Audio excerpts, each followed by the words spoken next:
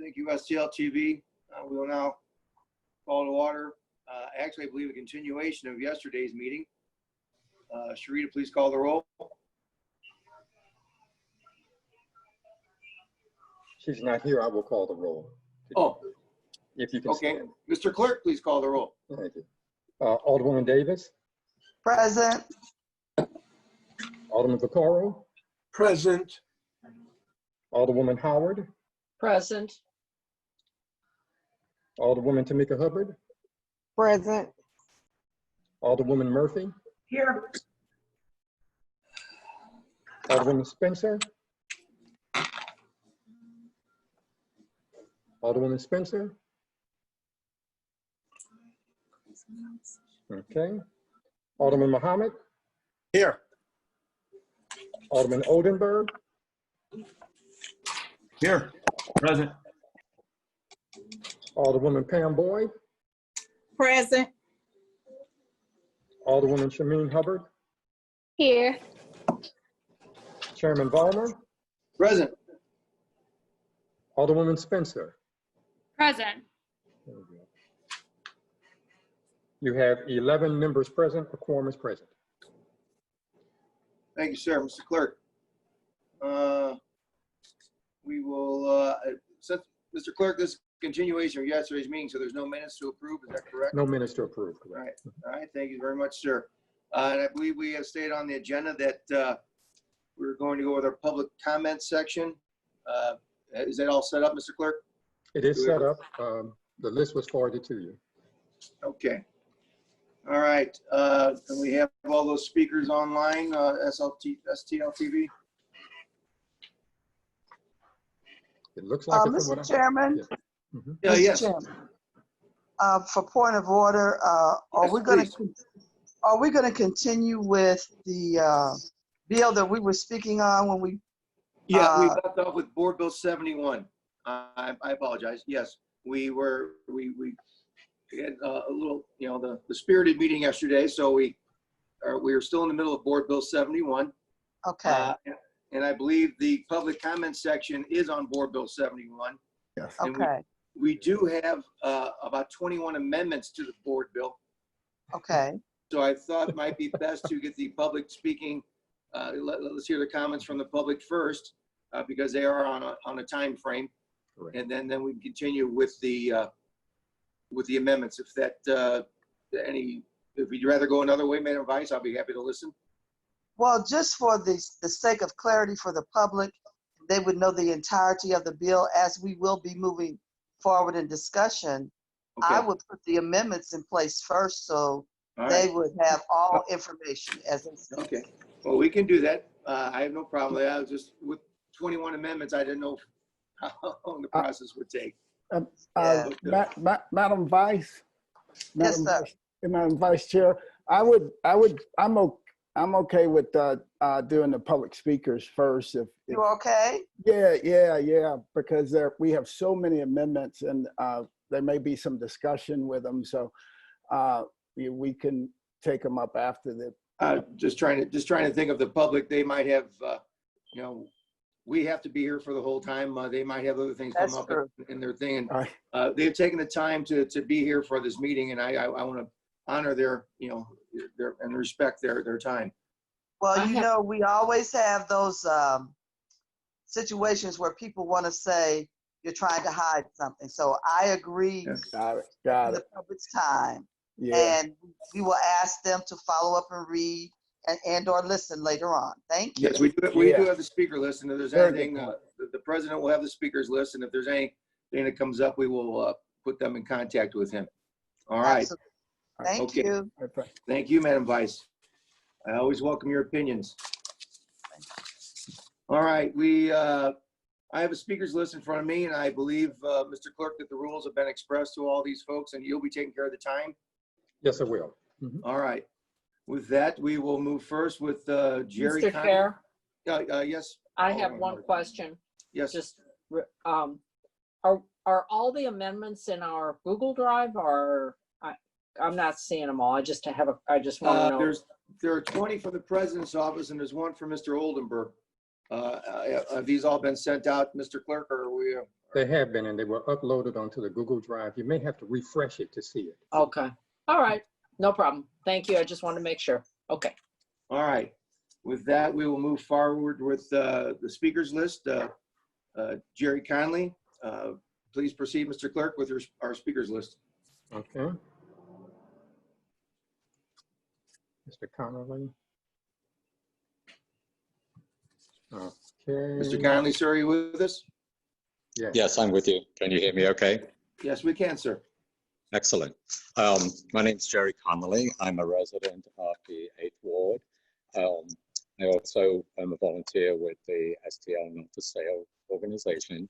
And I'm testifying here in opposition to Board Bill 71, which, if passed, would require the privatization of Lambert International Airport by April 2021. First of all, I'd like to contest the fact that the 21 amendments in the committee substitute were not posted in advance and available to the public for us to review and comment.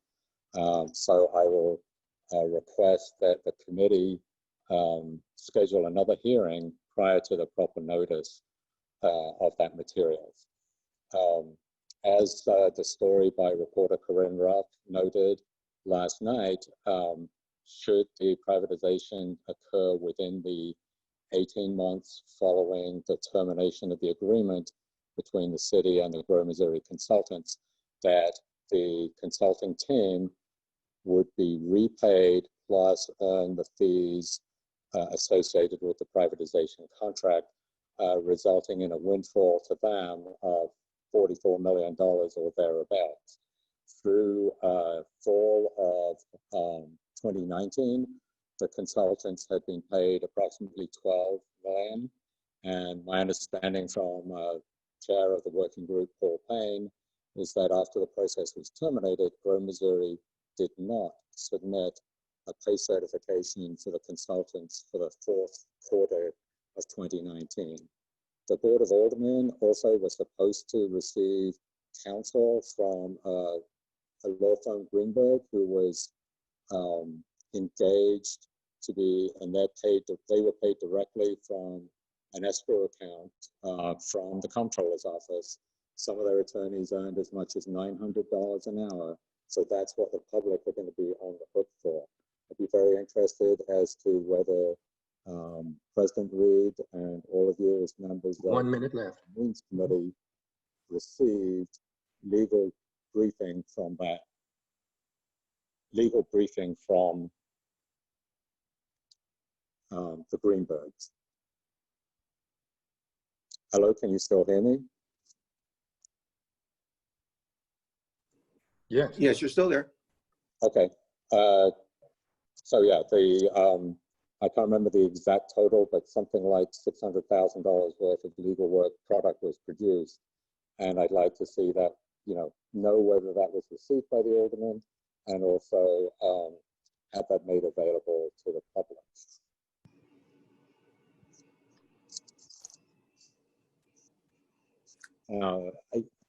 I realize that this bill builds strongly off that original privatization process. I'm concerned that the due diligence in a privatization contract does not serve the public interest. Part of that concern is based on the fact that in the original privatization process, the It's Board of time, Aldermen Mr. Chair. Okay, thank you. Okay, Mr. Conley, that will conclude your time. We appreciate you taking the time and raising those points. As far as, and as we're moving forward here, this bill is about a ballot measure in response to a ballot initiative that is 1,000% probably sure going to be on the ballot. They have more than twice as many signatures as needed, and I believe they're still out collecting signatures. So the purpose of these meetings in this particular board bill is to allow the city to have some weigh in on the ballot measure. If we don't have something on this order, then whatever the ballot initiative, if it would pass, that is what we end up with is the situation here. So as far as what this board bill is actually about. It's not us trying to privatize the airport, it's us trying to control what might happen in the election. With that, Mr. Clerk, our second speaker. Yes. Nancy Cross.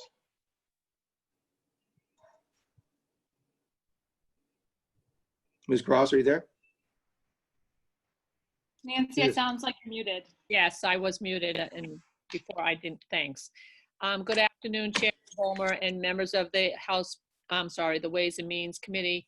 I spoke to you on Monday. My name is Nancy Cross. I'm the president of the Missouri Kansas SES Service Employees International State Council. We represent around 12,000 people statewide. We have about 2,500 people that live in the city. We have people that work at the airport. We have people that work in public buildings in the city as well.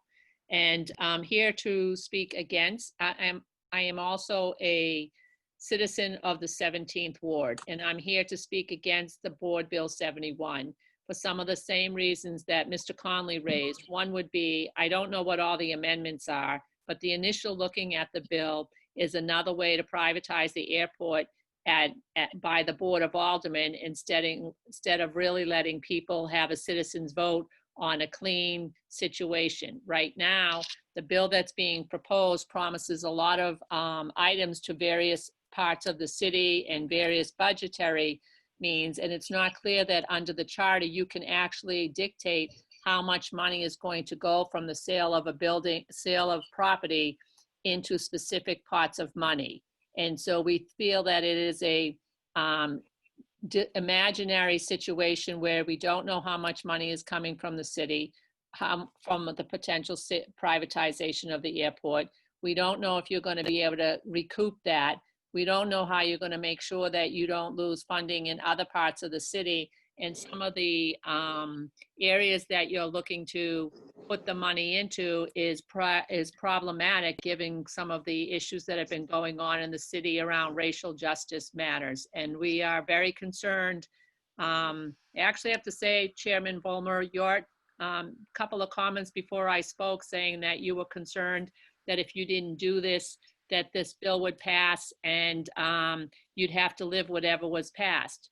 Our position is that the Board of Aldermen should actually take a stance against the privatization of the airport as well as all the other city assets, figure out a budget and work towards successfully moving that rather than falling into a trap that in the end is going to hurt the city. 1 minute.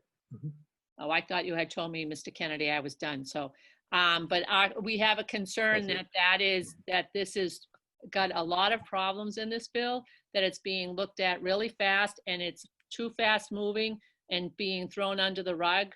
Vice Chairwoman Davis mentioned that, you know, you're always being accused of not being transparent. Our position is that this is another situation where, because of the speed in which this bill is looking and the lack of information to the general public, it is going to become something that you're going to be blamed for not being transparent about, because the way they've collected the signatures, what they've told people are all problematic long run, and you're going to end up in a situation where once again people will begin to say that the Board of Aldermen isn't transparent. So I'd ask you to vote against this privatization bill and work going forward to back Board Bill 67 and promote good governance in the city. Thank you.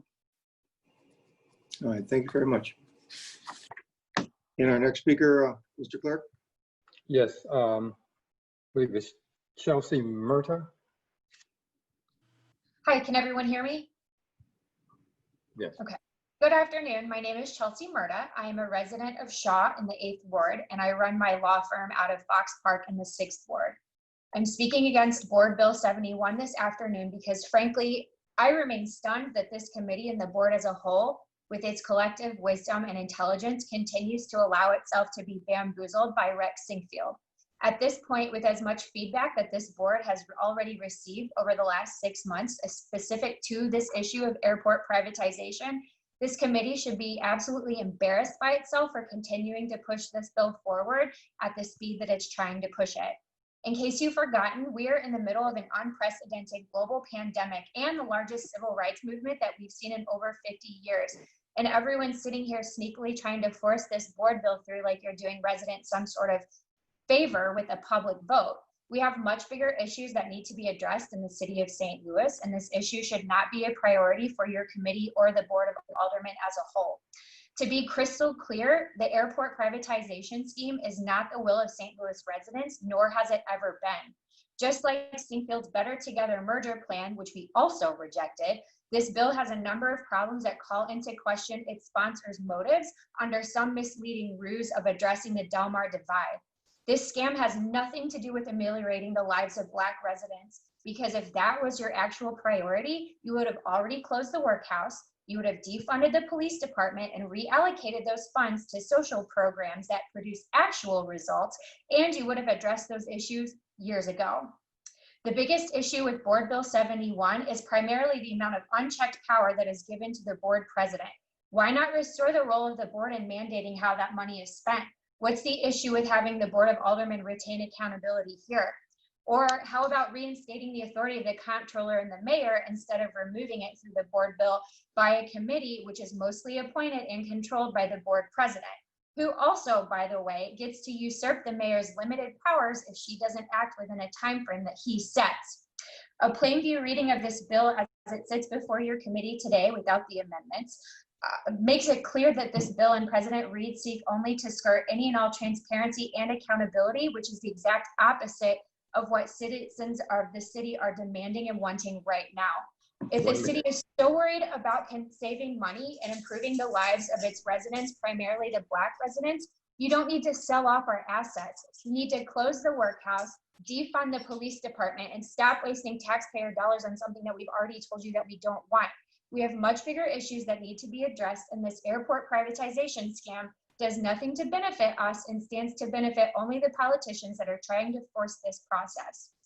Stop allowing yourselves to be swindled by a billionaire and start putting residents and our needs first. Close the workhouse. Thank you. I yield the rest of my time. Thank you very much. All right, Mr. Clerk, I believe next we have Madam Comptroller. We do. Thank you. Can you hear me? Yes, we can, Madam. I appreciate you allowing me to speak, Mr. Chairman and members of the committee. I want to say thank you for this opportunity today. Today, I come before you to urge you to vote against Board Bill 71. This board bill is fiscally irresponsible, and it is not in the best interest of the city or its taxpayers. As you know, we are right in the middle of a pandemic, and the transportation sector has been one of the worst that have been impacted by this pandemic. The International Air Transport Association has projected that because of COVID-19, we will see the airline passenger revenue drop by 55%. And that's over $300 billion in 2020.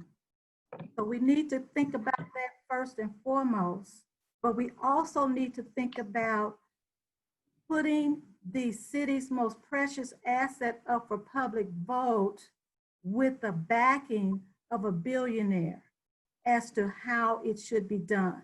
That is wrong. The community came before you in 2019. The working families, the community activists came to City Hall seeking support for a board bill offered by Alderwoman Spencer so that we would have transparency and accountability.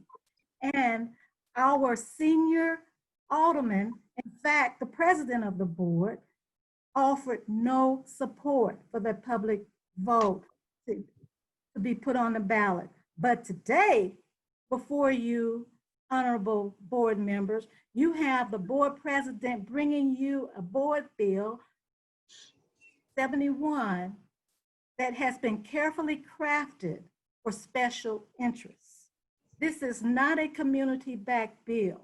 This is not about making sure that the people in North St. Louis in 63115, in 63107, in 63112, the neighborhood that I live in, will have finally gotten enough money for better city services or to fix up our neighborhoods. That's not what this is about.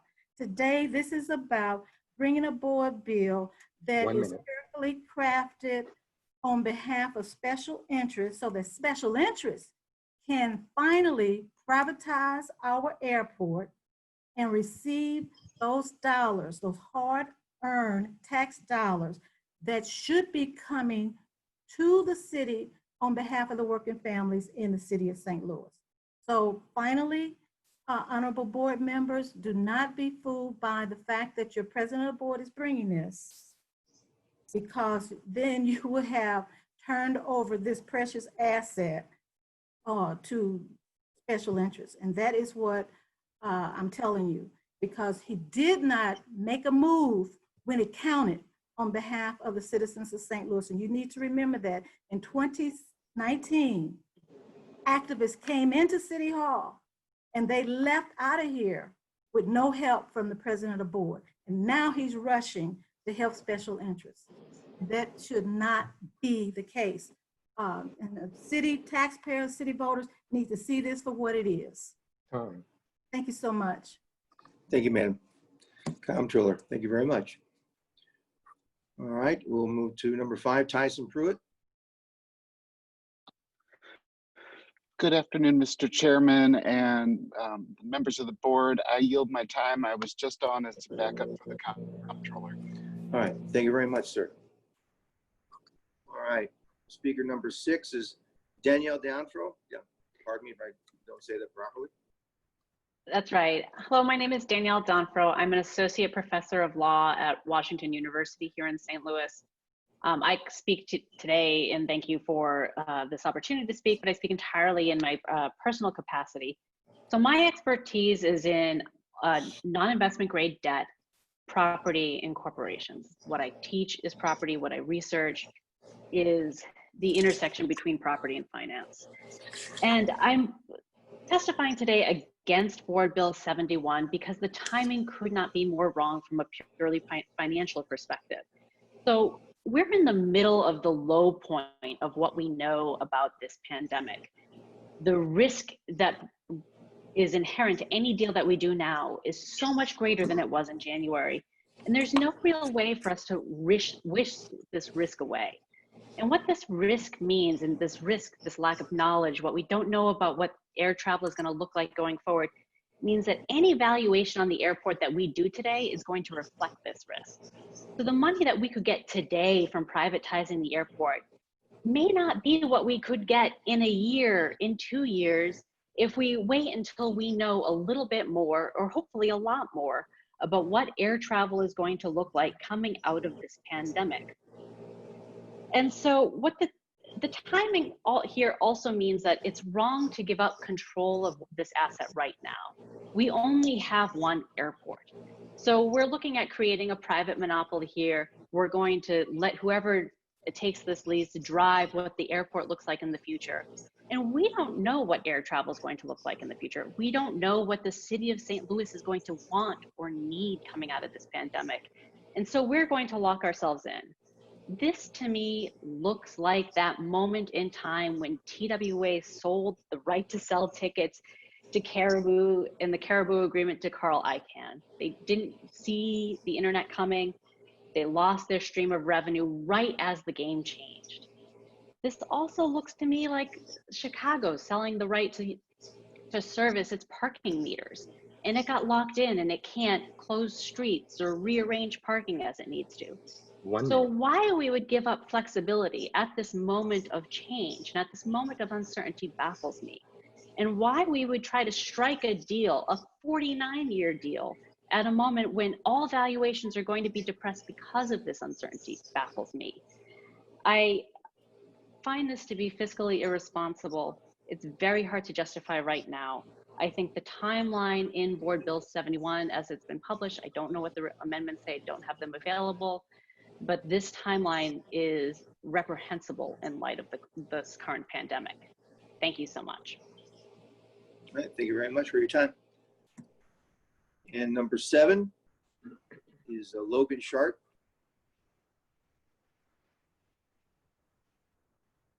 Mr. Sharp? I don't see him. Do we have him online? I don't see him, Mr. Chair. Let me see. Okay. No, I don't see him. All right, we will move to number I 8. have them. Hold on. You have him?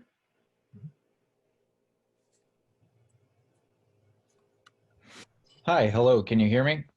Yes. We can. Okay, thanks. Sorry about that.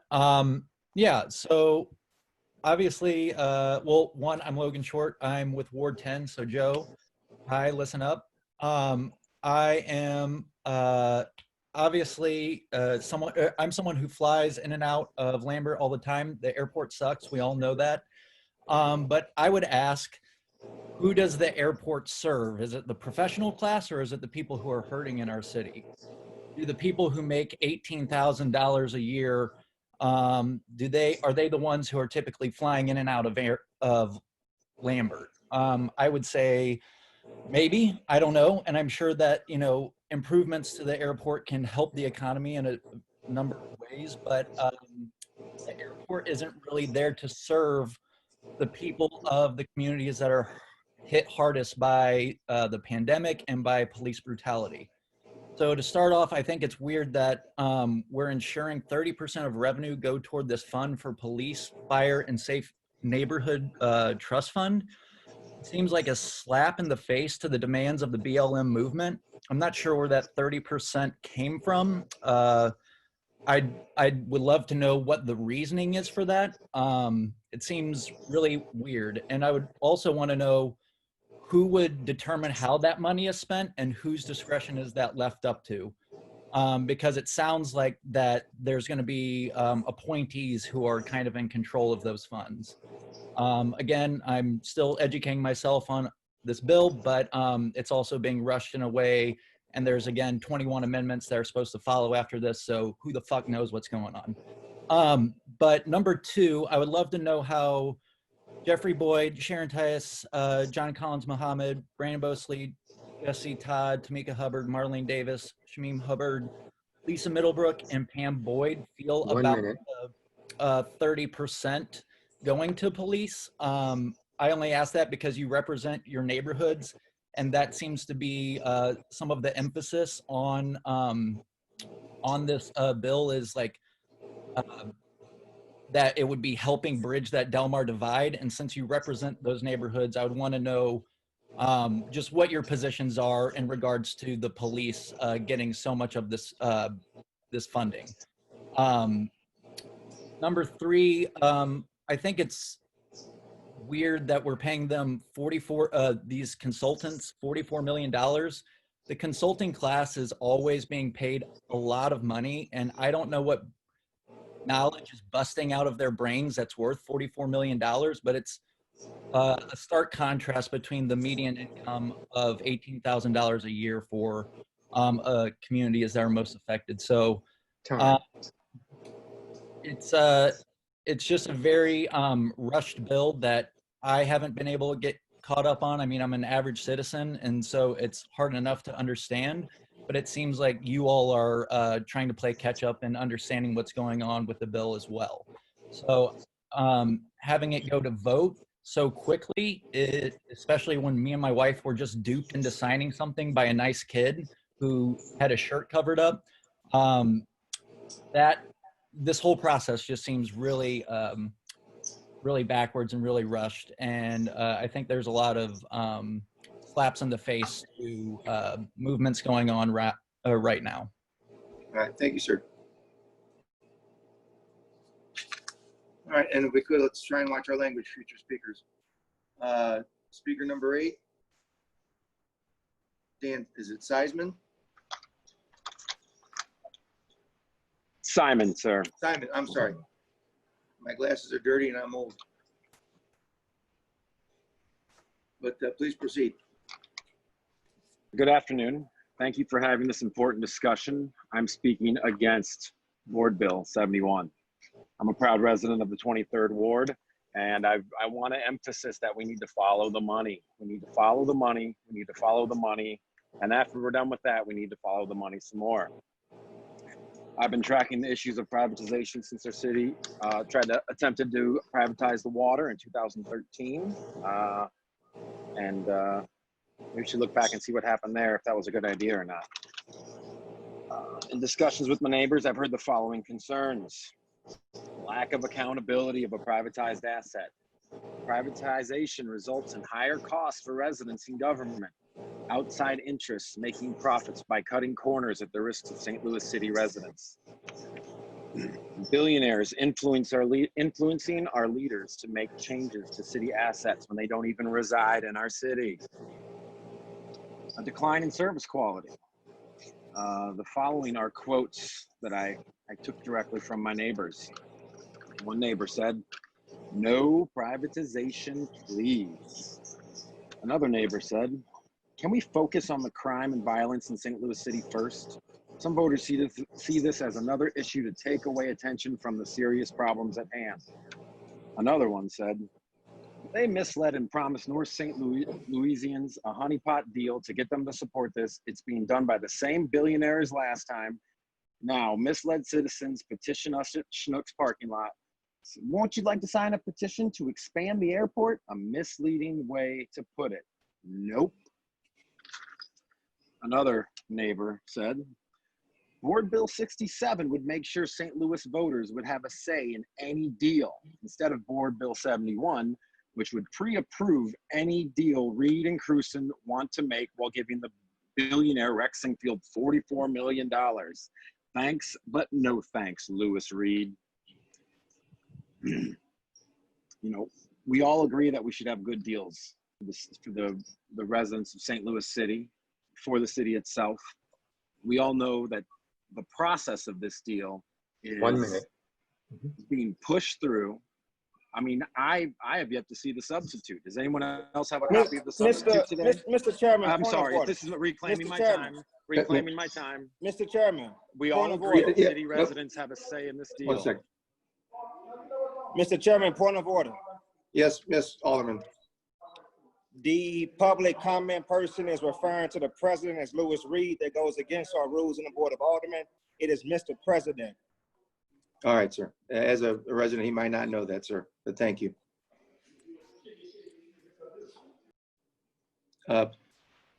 My apologies on the point of order. Board of Aldermen President Louis Reed. I'm sorry, let me say thanks, but no thanks. Board of Aldermen President Louis Reed. The process of this, no one has seen this substitute that came out. I believe we're supposed to have it 24 hours in advance. I still can't get a copy of it, and I emailed the clerk to send me a copy, and I haven't gotten one yet. And at the beginning of this call, they said there were plenty of amendments to go on this, but yet, how can I give public comment, public testimony on amendments that we haven't even seen yet?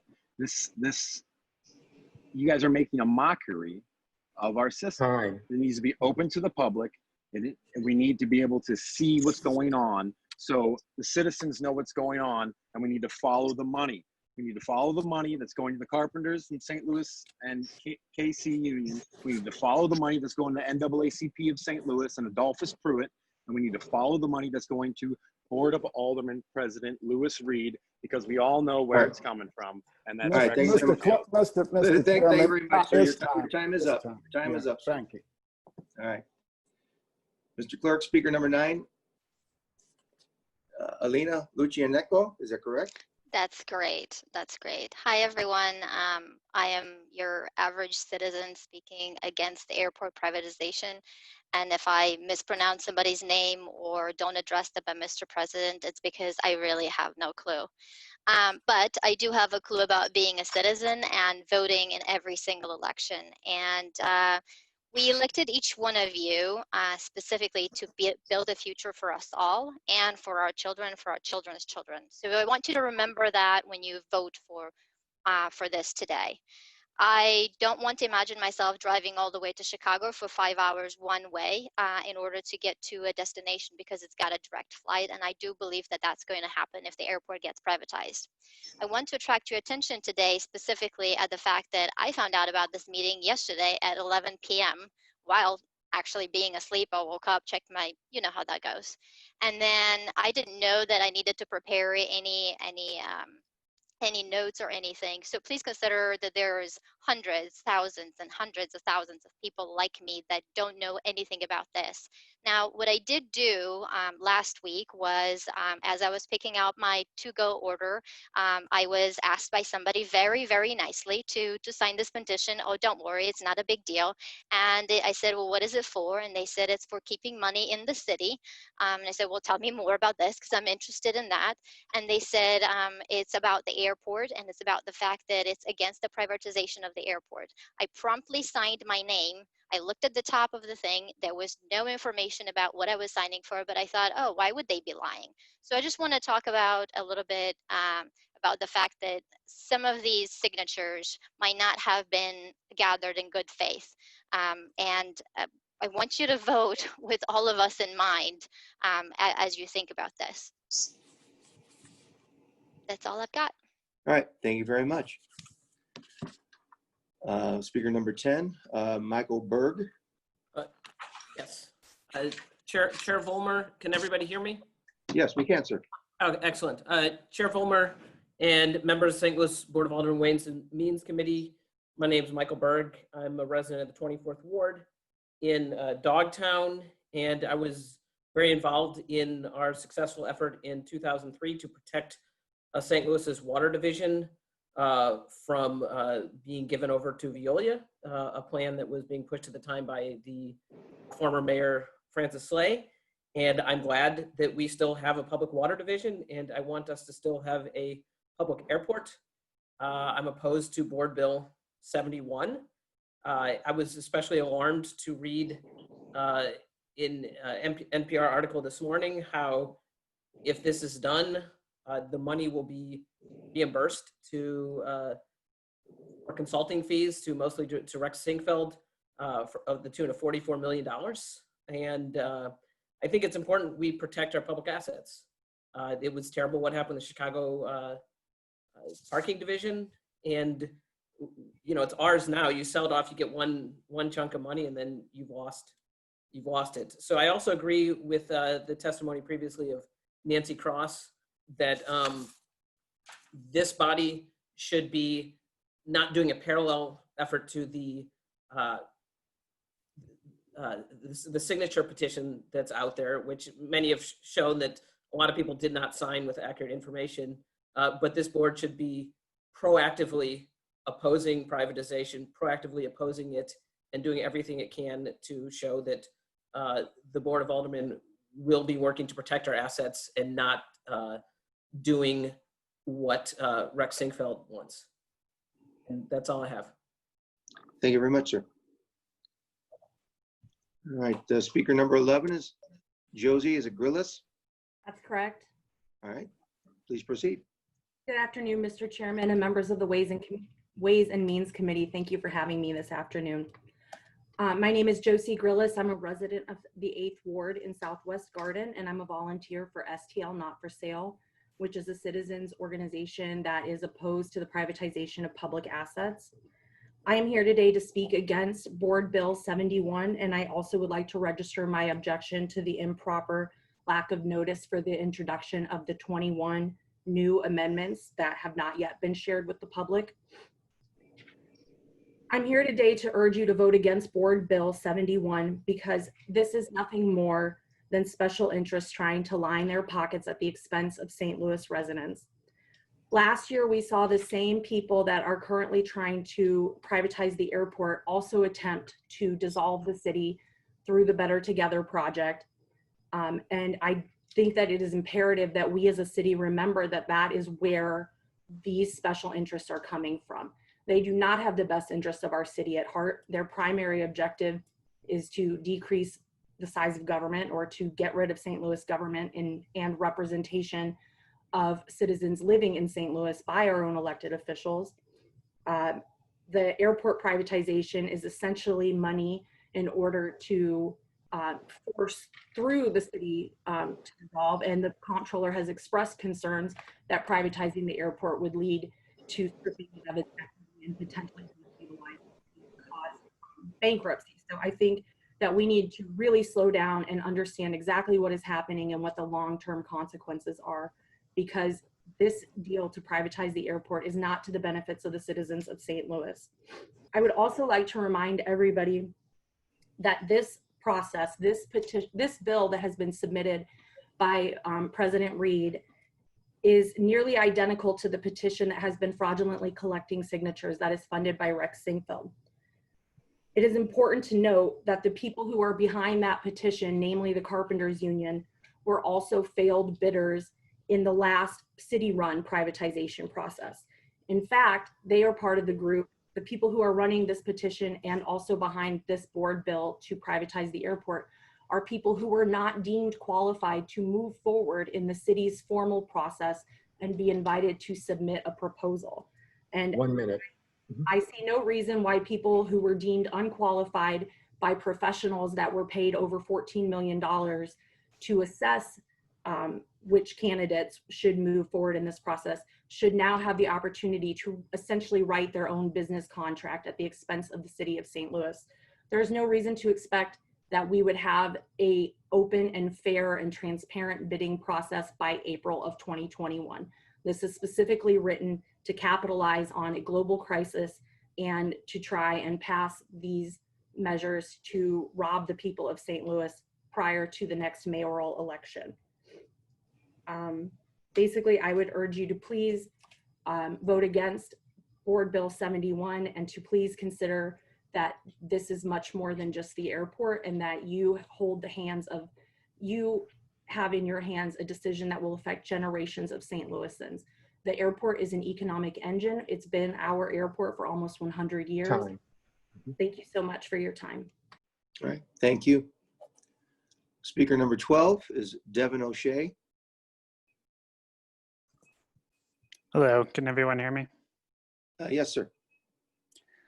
My name's Devin O'Shea. I'm in Ward 28, and I'm here to say you should vote no for Board Bill number 71. And agreeing with what Ms. Gillis just said, the airport's an economic engine, and with what a lot of the public comment seems to be expressing is a outrage at the fact that, you know, there's a giant public health crisis. There's unprecedented numbers of your constituents in the streets demanding police reform, and yet Rex Sinquefield is dictating what we do in this meeting or what you all have to talk about endlessly. This sort of like distraction or this way of playing three-dimensional chess where maybe the public health crisis, maybe the George Floyd protests are going to distract everybody, and then we're going to be able to slip the airport privatization in. It's just not going to work. It actually is going, it's the opposite is the case. The people in the streets are going to be paying more attention to local politics in the next couple of weeks while there's this much discomfort and anger and public outcry for accountability of elected officials. So lest you be fooled into thinking this is going to slip through or that people aren't going to realize that privatizing the airport is a, you know, budgetary thing or that doesn't impact anyone's lives or doesn't have anything to do with St. Louisans, you know, civic imagination. It will, people will know what's going on. And especially since the cries in the streets are for defunding violent, you know, or defunding the police in order to allocate assets to public goods. The airport is a public good. It benefits the city enormously. So just off the top of my head, here's some other things that we could do if we're trying to scrounge up some money is we could sell the St. Louis Police Department bazookas and Apache helicopter. We could cancel all the contracts with the dystopian city's finest private police force. 1 minute. That's pretty weird. We could close the workhouse, which isn't a real thing that like would save the city an enormous amount of money. So I say vote no, keep our airports. This is such a waste of time. Don't let Rex Singfield waste your time. I yield the rest of my time. Thank you, sir. We have speaker number 13, Darius C. Young. Good afternoon. Thank you all to the Ways and Means Committee. I appreciate you taking time out to hear us this afternoon. I too am opposed to this Bill 71. And I live in the 17th Ward, and I am just pretty much here to share my experience with the individuals who were out collecting signatures for this bill. And right away, I understood that when they were asking me about the bill, or to sign the petition, I understood what was happening. The two gentlemen who approached me asked if I was interested in saving the city some money. And of course, anybody would be interested in saving the city some money. But then the comeback was about the airport being leased. And when I explained that I'm aware of of them trying to privatize, or of us wanting to privatize the airport, this came in. It was, well, you know, the NAACP backs this bill. And to be quite honest, I was absolutely offended by that, because I'm thinking that, you know, they thought that because I'm a Black man, that I would be, that would somehow have some weight or some leverage in my decision to sign their bill or to sign their petition. It did not, because again, I understand what's going on here. I appreciate everything that everyone else before me has had to say, and pretty much concur with all of the speakers. But the other people that I listened to, because we elected them to be fiscally responsible for the city, is Comptroller Darlene Green and Treasurer Tashara Jones. I have a great deal of respect for their opinions in such matters, and just really believe that what they believe is fair in how we move forward with this. 1 minute. I strongly hold their positions. I strongly hold up their positions, and actually, I would just really hope that all of you all would do the same thing as our elected officials. Appreciate you all. Thank you all for doing what you do. Have a great afternoon. Thank you, Mr. Young. All right, and our final speaker, number 14, Matthew J. Schmidt.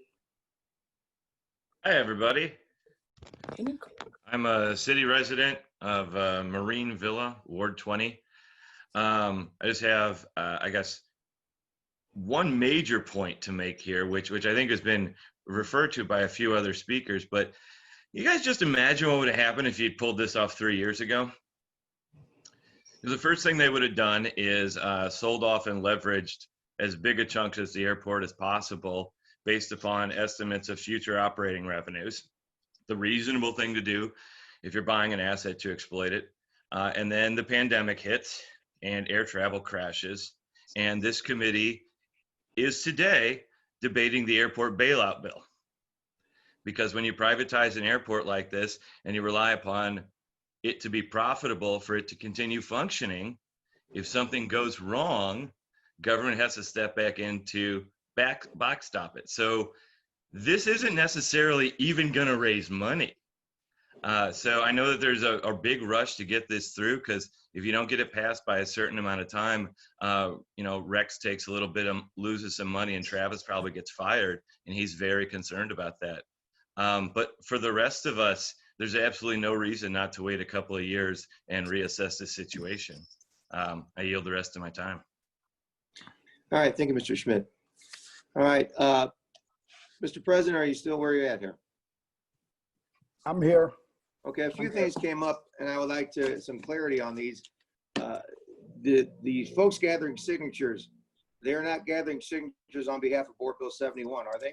No, they're not gathering signatures on behalf of Board Bill Okay, 71. They are a separate, complete ballot initiative, and that ballot initiative is sponsored by Two independent organizations, the NAACP and I believe the Carpenters, and I don't know, if Okay. there are other members of that coalition. Yeah, well, just for clarity, my knowledge and understanding of this, the ballot initiative is what is a completely separate item. The gathering of signatures is separate items from this bill. It has nothing to do with this, I believe, and you can correct me, Mr. President, your bill is in response to the fact that the signature gathering has been, they have twice as many as necessary, still collecting them up until, I believe, Tuesday is their day to turn in. And what more than inevitably, there's going to be a November ballot issue, whether this is on it or not, in regard to selling not selling. And again, the airport is, this is not a sale, this is a lease. So Yes, that is yes. what is occurring here with this bill. Is that correct, sir? That is correct. And also for the record, if everybody remembers, I'm the one that led the charge to stop the transfer, the sale of the city's water department. And then eventually, because of me fighting against it, people found out about it, and then a coalition of people began to show up at the Board of E&A meetings. I was the only member of the Board of E&A that fought against it. The comptroller later came on board, and the mayor later came on board because of all the public uproar that was started because of my no vote and me fighting to stop it. All right, sir. I just want, because a lot of the comments I heard from the public speakers were in regard to the signature gathering and the sale in that. And also, I believe people are, the timeline comes into it, was in my notes here from public input that we're rushing to do this, but I believe the only reason we're trying to get on the November ballot alongside or instead of the ballot initiative. Is that the reason for the timeline? Yeah, absolutely. We need to get this on the ballot. Otherwise, there's going to be one choice. There's going to be the choice that's being offered by the people who have collected the signatures.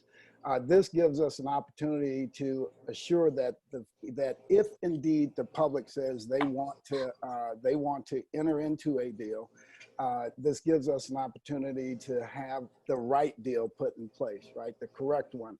The one that assures that we can address the issues of the Del Mar Divide, the issues of poverty and lack of jobs for young African-American men, largely in our city, who people continue to forget about, and for single mothers, right?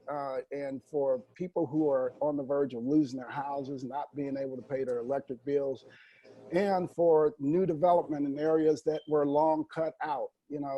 There was a plan called the Team 4 plan that was put forward by then Mayor Vincent Shamo that deliberately put in place systems to keep development from going north of Del Mar. So when we look at the conditions north of Del Mar exist because of an unfair system that was put in place. We have to right the ship. And the only way to right the ship is through additional revenue. So our choice is to allow the one bill that's being put in place to be voted on with no alternative. And if that bill is voted up by the voters, the funds largely will go to pay down the earnings tax. Okay. All right, and finally, and you brought the last point I wanted to just, that came up through the speakers. This is all going to a vote for the people. Oh, absolutely. That is the purpose of this. The reason we are here is because of the ballot initiative, but this is all still going to the public so they can say yes or no. Absolutely. We're not here to say we want to privatize the airport. if we vote for this, we're here to say that we're looking for some sort of, I guess, control or say in the matter if the public votes yes. Absolutely, absolutely. Look, anytime we can seek approval of the voters, and especially in an issue like this, I think is absolutely prudent. When I can't pronounce her last name, her first name was Alina, Yes. and I don't know how to pronounce her last name, but one of the things she talked about was notification, right? And being notified and getting the opportunity for, to see what was going on. That all is going to happen. That's what happens when it gets on the ballot and when the voters go to speak on it, right? And to decide whether they want to vote it up or down. So all of us are going to have that opportunity to go into a voting booth, and each and every one of us get exactly one vote to decide if we want to support this effort or not, or if we want to support another effort, or just not vote at all on it, right? Okay. But it's Yes, something sir. that. All right. Well, yeah, and the other thing is, I as surprised as most everyone else, they have 21 amendments this morning. Yeah. But if this would come out of committee, this is still not final. This still goes to the floor. This still has a process that it can be done through. At that point, just letting people know that the reason, and just trying to listen to what was said and trying to get some clarity for everyone. At that point, we are still, from yesterday's meeting, in the midst of your board bill. So you have your amendments if we'd like to proceed with that, unless there's any members of the committee that have any input at this point. If not, then we will, I'll let you proceed with your amendments, Mr. President. Mr. Chairman, Yes. if I can, I don't have any input. I just want to wish a happy birthday to our colleague from the 23rd, Alderman Vaquero. All right, thank you. Joe Vaquero, happy No, birthday. we're over Well, sing thank birthday in harmony later, but okay. Thank you. That'd be nice. All right. So as we have this, and we still have another board bill after this, let's proceed with the amendment number 1. Mr. Chairman, if I may, Yes, Alderwoman. point of clarification here. The questions that I asked yesterday that were unanswered, are we going to, do we have answers for those? Well, let me, Mr. President, are some of those questions available in these amendments, or do we need specific answers to those questions?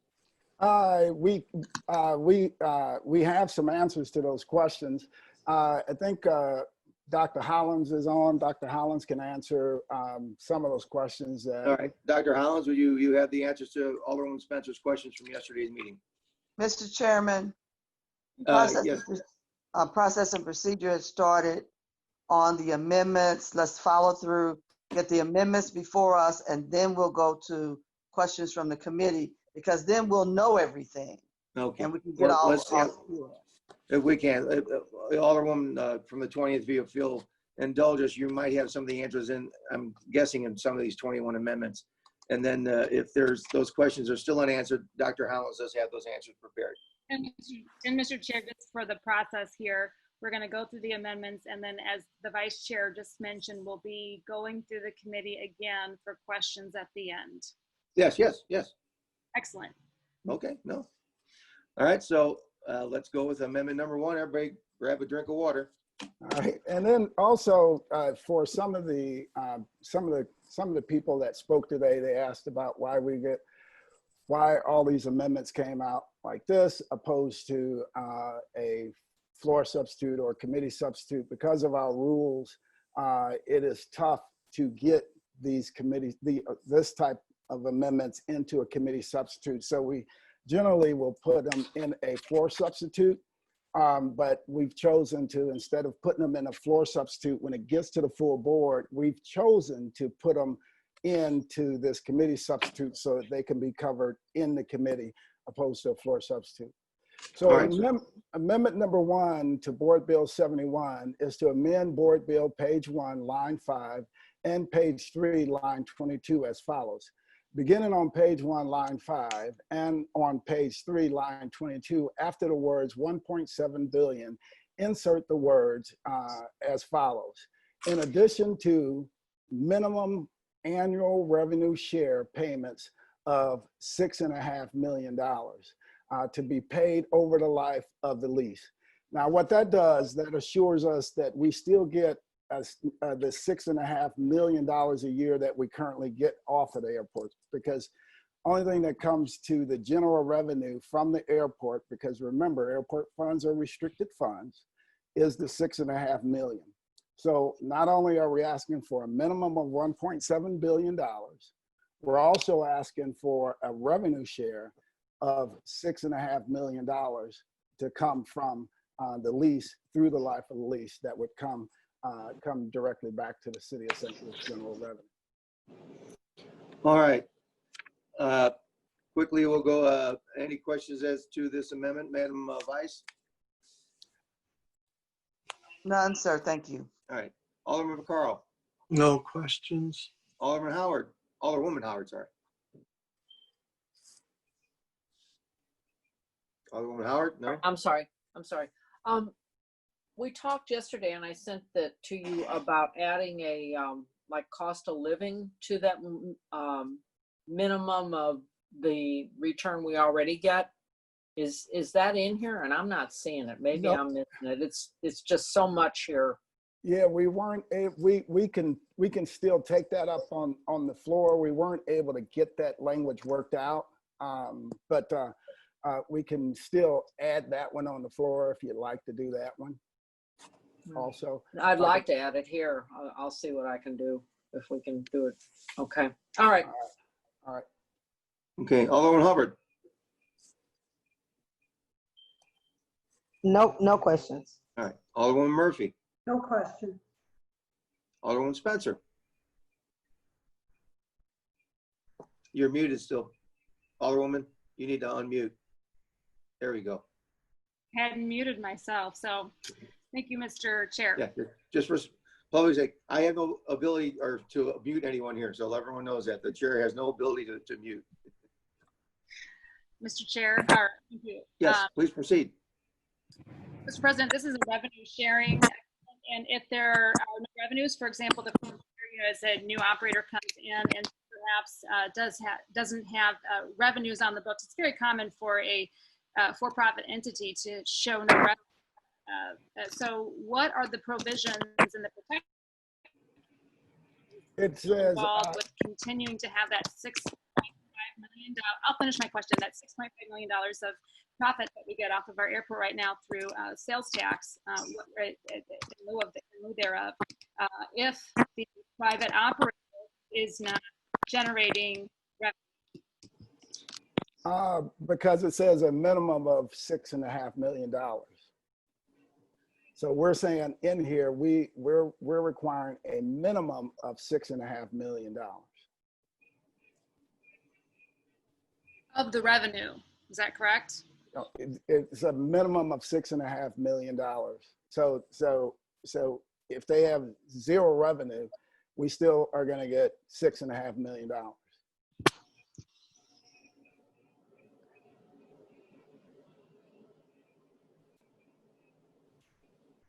It says a minimum annual revenue share payment. So Yes. that indicates that what that says is a share of revenue. If there is no revenue generated by the airport operator, for example, you can't engage in a revenue share payment. Again, we're saying that the minimum payment, we're still saying that the minimum payment back to I the would feel city. much more comfortable if it said a minimum share payment and remove the terms annual revenue share. I'm okay with that. We can remove revenue Okay. share off of there if you like. Okay. Do we have to? But to the Alderwoman from the 14th point, what she was saying is she would like it to be able to go up over time. So if we remove the words revenue share from that, then our minimum payment that we will probably be stuck at $6.5 million over time. But I'm okay with doing that if the committee would like to do that. So I guess, Dr. Hounds, if you're listening as far as language financially, I would like, why don't we, because we have not made a motion for amendment number 1 yet. No. We're merely discussing. Yeah, and that's amendments 1 and 2. So if Dr. Hollins wants to work up some additional language for those. So amendment number 2 is in regard to the same items? Same thing, yep. Okay. Yeah, so we'll hold on 1 and 2 and go. If we can hold, we'll hold 1 and 2. We have not made any motions on those. Dr. Hollins, are you with us still, sir? Yeah, let me work with the city or the Board of Aldermen's council because they usually draft any amendment. All right. Okay, if you could work on those 2, we'll. Mr. Chairman. Yes, Madam Vice. I know it's important that Dr. Hollins, as he's looking at this should just have a simple adjustment done to it because yeah, this isn't anything extensive. No. Let me clear it up. That when you're writing the contracts, and he knows this, you put the GDP in there anyway. Exactly. So make sure that this is simple, that we're just trying to retain this dollar amount at a minimum that we're already collecting annually. Exactly, and that's what the current amendment does, because when we finalize, if we end up going through to a contract, and if the voters votes in 60% of the voters come out and say they want to do this thing, when we go to write the contracts will be written based on that language, which would specify what that revenue share is, right? But assuring that there was a minimum payment coming back to the city at $6.5 million. So that language, the way we have it set up, is precisely the way we need to do, what we were intending to do. And it also leaves room during the final contracts to address what the Alderwoman from the 14th would like to see. The more narrow you make it right here, the less power they're gonna have in that final contract setup. So I would recommend not changing it, but if there's overwhelming desire to take revenue share out of that, I think that we're cutting ourselves off. Okay, well we'll continue with it. Alderwoman Spencer, anything else before we? No, on Amendment 1. Thank you, Mr. Chair. All right, thank you. Alderman Muhammad, any questions, comments on this item? Alderman Muhammad?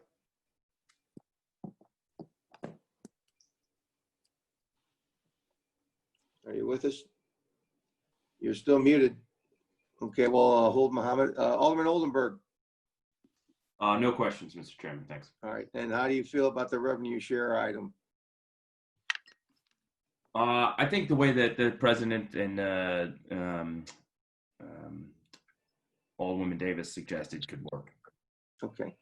You being the financial wizard. Yeah, I mean, having it after the fact needs to make sense too. Okay. All right, sir. All right, Alderwoman Boyd.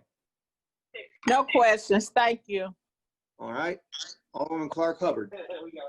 No questions. Thank you. All right. Thank you. All right. I'm, my feeling is the revenue share and leaving it open as it is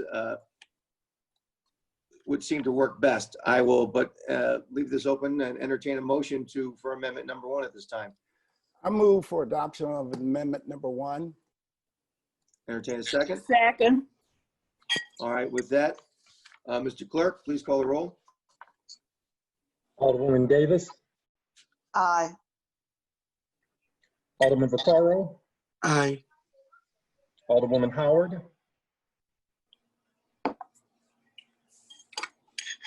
Alderwoman Howard, you're muted. Need to unmute. Oh, when you put that up there, it won't unmute. Anyway, pass for now. Okay. Alderwoman Tamika Hubbard. Aye. Alderwoman Murphy. Aye. Alderwoman Spencer.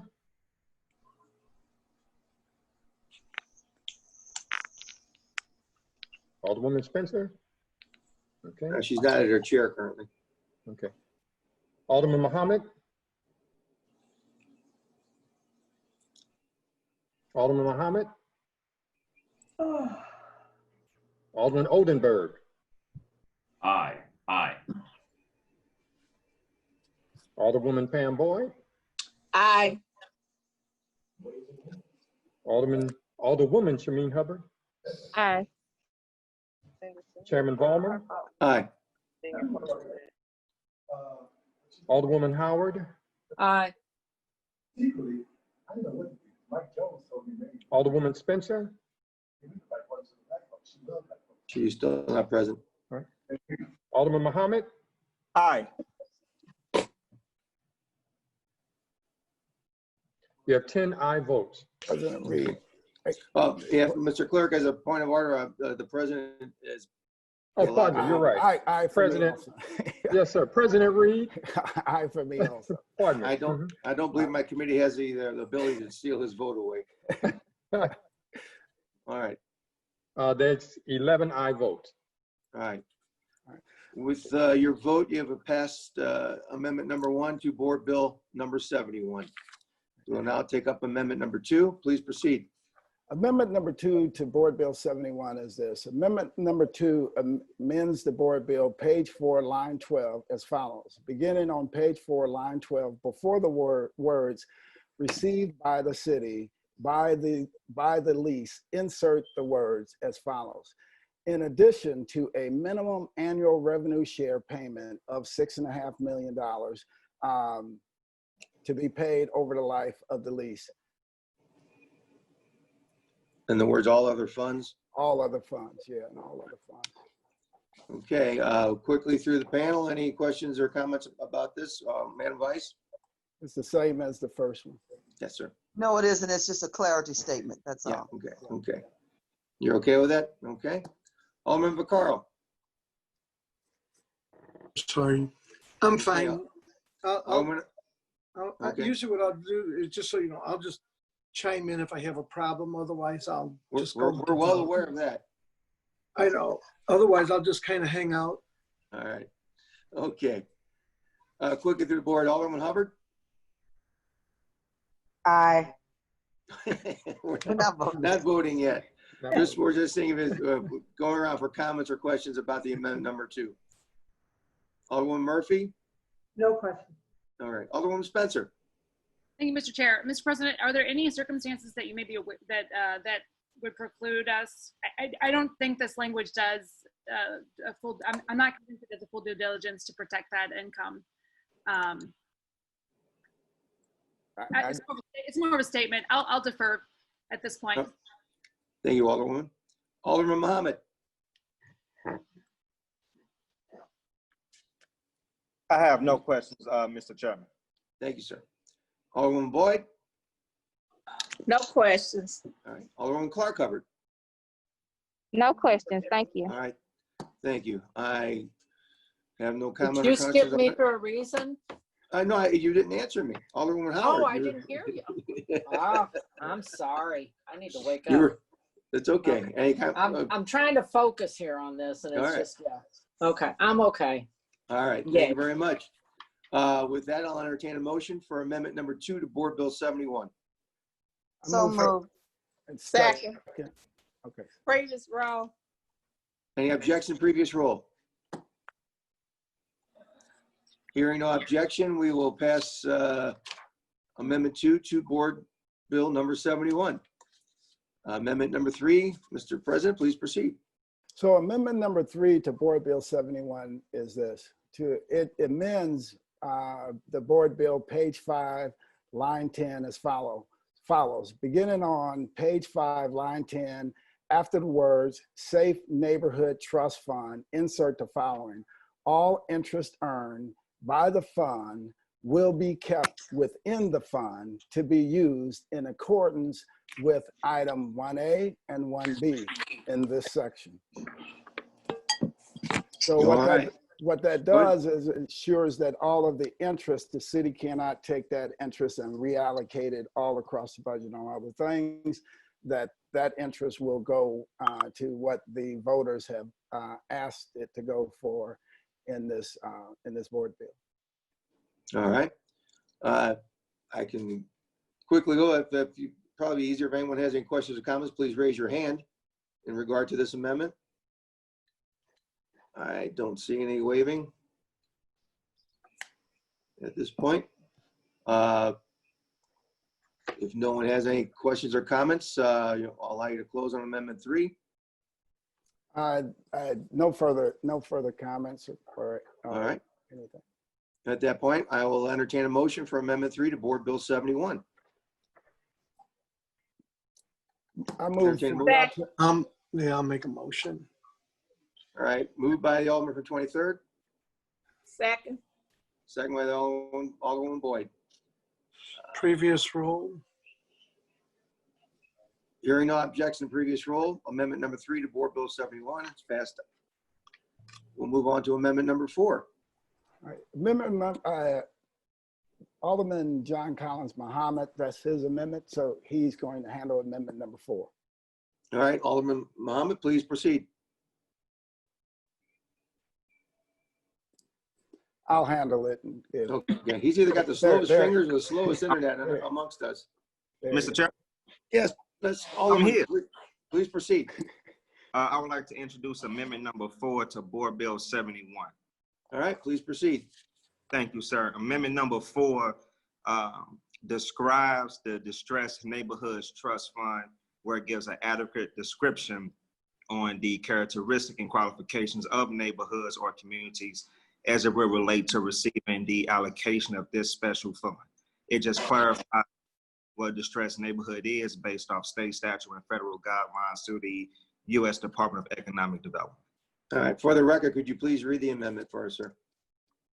I don't have it in front of me. Okay. I can read it into the record for you. Yeah, please read the language into the record. Thank you, Mr. President. To amend said board bill, page 5, line 16 as follows. Beginning on page 5, line 16, after the words above the city average, insert the words as follows. Distressed neighborhoods shall be defined as neighborhoods within the boundaries of the city of St. Louis with a high concentration of unemployment rate, lack of residential development, lack of commercial and industrial development, and poverty. All right. Thank you very much. Okay, anyone on the panel, Alderwoman Davis? No comments. Okay, Alderman Vaccaro, you'll chime in when necessary. Yeah. Okay, Alderwoman Howard. No comment. All right, Alderwoman Hubbard. I'm just grateful that we cleared up the language in this part of the board bill. All right. That's all I have. All right, Alderwoman Murphy. I'm okay. All right, thank you. Alderwoman Spencer. Yes, thank you, Mr. Chair. I find the language appears to me to be qualitative in nature. Is there a map or is there any definition about what is high concentrated unemployment rate? What does that mean? Mr. Chairman, is the Alderwoman asking me to yield for questions, or is she making a comment? She's a comment in general, but if you would care to answer the question, please proceed, Alderman. Thank you, Mr. Chairman. Alderwoman Spencer, I think it's quite simple. And the amendment lays out verbatim, word by word, what a distressed neighborhood is. If you venture to North St. Louis every now and then, especially since you're campaigning for mayor, you will see what a distressed neighborhood. Come on, don't do that. It looks like the 21st Ward, the 3rd Ward, the 4th Ward.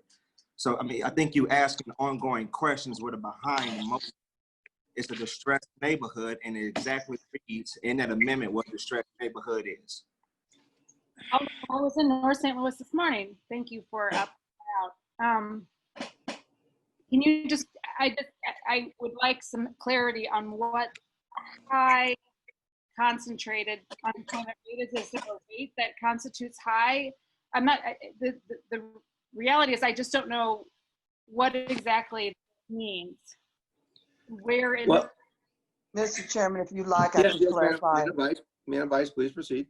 Thank you very much. So as we look at our block grant funds and any other state or federal funds that we receive, we use all the indicators that we have acquired through census data and other data and the establishment of the poverty levels, the crime levels. All those things are indicated as when we put in our 5-year plan for block grant spending, and we use all of those demographics to determine what poverty is, and we use those poverty levels that have been designated by the federal government. So that's exactly what that is indicating. We will use all those federal guidelines and state guidelines that have already been provided for us to make determinations. We won't create any new ones at all. And Madam Vice, do you know what those federal guidelines are? What is the poverty rate? And I'm asking as well as the Alderwoman from the 20th Ward and as the Alderman from the 21st pointed out, there is high poverty in North St. Louis, but we also have pockets of very high poverty in South St. Louis. And so my question— we've all been sent that information probably every month from some department based on whatever we're working on. All of that is available. It is also available online through our St. Louis Development Corporation, as well as our Block Grant Fund operation. Affordable Housing also has it listed. They use those same guidelines for spending those funds. It has been listed, it has been said to us, it has been provided to us in so many documents and plans as we proceed in our work. I am not going to try to do a verbatim on what percentage of anything at this moment. And if I may interject, pardon me. Pardon me 1 second. I believe that this language is at this point, it's not saying what neighborhood this is going to or what part or anything. It clearly states within the boundaries of the city. If there are neighborhoods that qualify as distressed by national or state or federal standards, that's what this isn't saying. So we're not actually going to list the neighborhoods here individually. What we're defining is that this money will go only to neighborhoods that are distressed. So it's not saying which particular neighborhood. So please proceed. Mr. Chair, with all due respect, it does not say it does not specify the federal guidelines, and therefore, because in my view, my reading of it, it did seem qualitative, and so I was simply looking for some quantification of what those what we're looking at here. If we were to say instead to follow federal guidelines related to high poverty and high unemployment, I think it may offer some clarity, and that way, as the Vice Chairman was pointing out, with these emails we get on a daily basis related to those levels, there would be some correlation. But unfortunately, my concern here would be that we could use the term high concentrated unemployment rate to mean anything we may want it to mean at any given time, rather than quantifying what it actually means. So the question was just simply looking for some clarification on those levels so we could have some boundaries. Otherwise, it does feel a little bit qualitative to me. But again, I was simply looking for some quantification. Certainly. It seemed that you were looking for specific neighborhoods at first. I was here this would actually apply to, and if the term is simply high concentration of unemployment, to me, it could be used and abused, or stretched. That definition could be stretched. If we were to instead use a term like Mr. Chair, federal guidelines, it could be there. But I thought this was an amendment by the president of the board. I did not realize that it was an amendment put in for the 20th amendment. Yeah, there's a couple of them. I believe another from another. From the 21st, if you want to speak. Alderman from 21st. Certainly. I'm sorry, Mr. Chairman. I was not listening to the Alderman for the 20th Ward. Okay. What she's speaking about is maybe adding the language. No, sir. As defined by federal guidelines. This is defined by guidelines, Mr. Chairman. I will not change my amendment. Okay. We will go through the committee and see how we feel about it. We'll go Alderwoman, Madam Vice, Alderwoman Davis. Any comments on Amendment 4? The terminologies that are used are those that indicate federal or state. So there's really no reason to change anything. All right. Alderman McCarl. I'm fine with it. the way it is, and I trust John's done his research. All right, sir. Alderman Howard.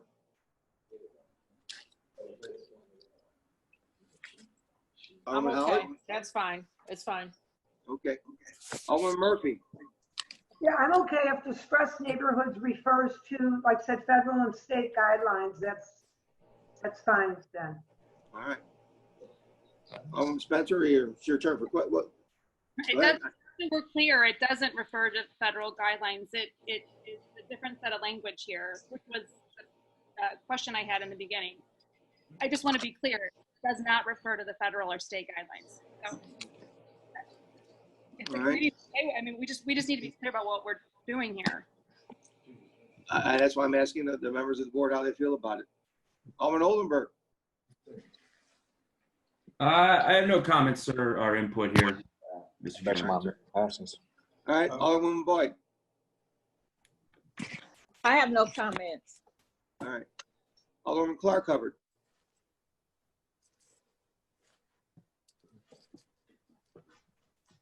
Alderwoman? No comments. Thank you. All right. Okay, and I believe, the language is fine with me, but we'll take a vote and I'll entertain a motion to amend amendment number 4 to Board Bill 71. Mr. President, I make the motion to amend Board Bill 71 with amendment number 4. I'll second that. Okay. Okay, we need to take a vote. Previous roll. Previous roll. Previous roll. Hearing no objection to previous roll, we have passed out amendment number 4 to Board Bill 71. Thank you, Mr. Chairman. Thank you, members of the committee. All right. Amendment number 5 to Board Bill 71. Mr. President? Amendment number 5 to Board Bill 71 reads like this. To amend Board Bill page 6, line 4 as follows. Beginning on page 6, line 4 as follows. Beginning on said page, actually, wait a minute. Beginning on page 5, line 17 as follows. After the words Distressed Neighborhoods Development Fund, insert the following words. At least 65% of the funds dispersed from this trust fund will be for areas in the city of St. Louis that are north of Del Mar, as mentioned in the biannual as measured on a biannual basis. All interest earned by this fund will be kept within the fund and to be used in accordance with items 1A, 1B, and 1D of this section. Okay. This is merely clearing up something that was. Yeah. Yeah. Okay. All right. Alderwoman Davis. No comments. All right. Alderman Carl. Nothing really. We're an hour and a half into and 25% through the amendments. Thank you for the update. Alderwoman Howard. Nothing. Okay. Alderwoman Hubbard. No questions. All right. Alderwoman Murphy. No, I'm okay. All right. Alderman Spencer. No questions. Alderman Muhammad. I have no questions, Mr. Chairman. All right. Alderman Oldenburg. No questions, Mr. Chairman. Alderwoman Boyd. No questions. Alderwoman Clark Hubbard. No questions. All right. I'm fine. We'll take, entertain a motion for amendment number 5 to Board Bill 71. I move for adoption of amendment number 5, Board Bill 71. I'll second that. All right. Previous roll. Hearing no objection to previous roll, we have moved amendment number 5 to Board Bill number 71. Take up amendment number 6 to Board Bill 71. Please proceed. All right, thank you, Mr. Chairman. Amendment number 6 to Board Bill 71 reads like this. Beginning on page 6, line 4, as follows. Strike out the words in the job training fund. At least 20% of the lease proceeds, but not more than $200 million, which shall be used solely for the purposes of job training and workforce development. And insert the words, in the job creation and training fund, at least 20% of the lease proceeds, but not less than $200 million, which shall be used solely for the purposes of creation of new jobs and a new job center in the city of St. Louis, training residents to meet qualifications of those newly created jobs, and other new and emerging fields that offer the greatest employment opportunity, and for the purposes of funding state-of-the-art training for high demands within our region. All interest earned in this fund shall be used in accordance with items 1A and 1B of this section. All right. Alderwoman Davis? No comments. All right. Alderman Vaccaro? No comments. All right. Alderman Howard? No comment. Alderman Hubbard? No questions. All right. Alderwoman Murphy? I'm okay. All right. Alderwoman Spencer? No questions. Alderman Muhammad? No questions. Alderman Oldenburg? No questions, Mr. Chairman. Alderwoman Boyd? No questions. Alderwoman Hubbard? Clark Hubbard, I'm sorry. No questions, thank you. All right. With that, I'll entertain a motion to adopt amendment number 6 to Board Bill 71. So moved. I'll make the motion. Second. Okay. Previous role. Hearing no objection, previous roll. We have passed out amendment number 6 to Board Bill 71. We will now take up amendment number 7 to Board Bill 71. Please proceed. Amendment number 7 to Board Bill 71 reads like this: to amend the board bill, page 5, line 10, beginning on page 5, line 10, after the words Safe Neighborhood Trust Fund, insert the following words: all interest earned by the fund will be kept within the fund to be used in accordance with items 1A and 1B in this section. All right. So all this does is assures that the fund recaptures all the interest that is built up from the funds that are on deposit. All right. Alderman Davis? No comments, sir. All right, thank you. Alderman Vaccaro? Alderman Vaccaro? All right. Alderman Howard? No comment. All right. Alderman Hubbard? No questions. Alderman Murphy? No questions. Alderwoman Spencer? No questions. Alderman Muhammad? None, Mr. Chairman. All right. Alderman Oldenburg? No questions, sir. Alderwoman Boyd? No questions. All right. Alderman Clark Hubbard? No questions, thank you. All right. With that, I'll entertain a motion to amend amendment number 7 to Board Bill 71. So moved. Entertain a second. Previous row.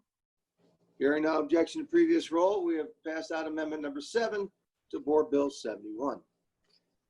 Amendment number 8 to Board Bill 71. Amendment number 8 for Board Bill 71 reads like this: to amend said Board Bill, page 6, line 22, as follows. Beginning on page 6, line 22, after the words, at least 50% of the initial deposit in the Streets, Bridges, and Parks Trust Fund shall be dispersed or committed within 3 years, and insert the following. D, funds allocated for parks will be for those that are considered neighborhood parks that do not currently have a significant outstanding funding source. Parks that do not qualify as neighborhood parks include Forest Park and Tower Grove. Funds allocated for parks will be distributed by acreage of the park and will be allocated annually per the direction of the current alderpersons who represent the wards contained where the park is contained. All interest earned by the fund shall remain in the fund as indicated on lines of items 1B and 1C of this section. All right. Thank you. Alderman Davis? Mr. Chairman, I'd like to ask the president, I believe we have 2 other parks that are not considered neighborhood parks. Is that fairgrounds? No, I think this is with for parks without a significant funding source. You know, like Forest Park has Forest Park Forever. You know, Tower Grove has its fund, you know, a lot of independent funding coming into it. So we want to make sure that these funds get out to some of these other pocket parks and neighborhood parks that typically are left without, you know, the same funding or the same opportunities to address some of the issues within the parks and the repair issues. May I make a friendly suggestion that absolutely, that the terminology should add parks that do not have additional private funding. Okay, instead of we say significant outside funding sources. Yeah, because outside could mean that maybe one day somebody got a grant or something. Yeah, that's what I mean. Yeah, yeah. so, So we'll say private. Yes, let's. I would. So I would restate the amendment to be this, and the item I would change is on D. Funds allocated for parks will be for those that are considered neighborhood parks that do not currently have significant private funding sources. Okay. That works for me. Okay, so we're changing the word outside to private. Yes. Okay. Mr. Clerk, I guess with the way we were set up on the Zoom, Mr. Clerk will take care of that, and that'll be how the amendment will read. Okay. If that satisfies you, Alderwoman Davis? Yes, sir. Thank you. That's it for me. Okay, Alderman Vaccaro. Nothing. Just all right, Alderman Howard. No question. All right, Alderman Hubbard. No question. I think that was a good change that we made because it specifies. Right. Thank you. Alderwoman Murphy. No, fine. Good idea. All right. Alderman Spencer. No questions. All right. Alderman Muhammad. No questions. Alderman Oldenburg. No questions. Thank you, Mr. Chairman. Alderwoman Boyd. No questions. And Alderwoman Clark Hubbard. No questions. Thank you. All right. So with the change from outside, the word outside to the word private, I'll entertain a motion to adopt amendment number 8 to Board Bill 71. I'll make a motion to adopt amendment number 8. Second. Previous roll. Previous roll.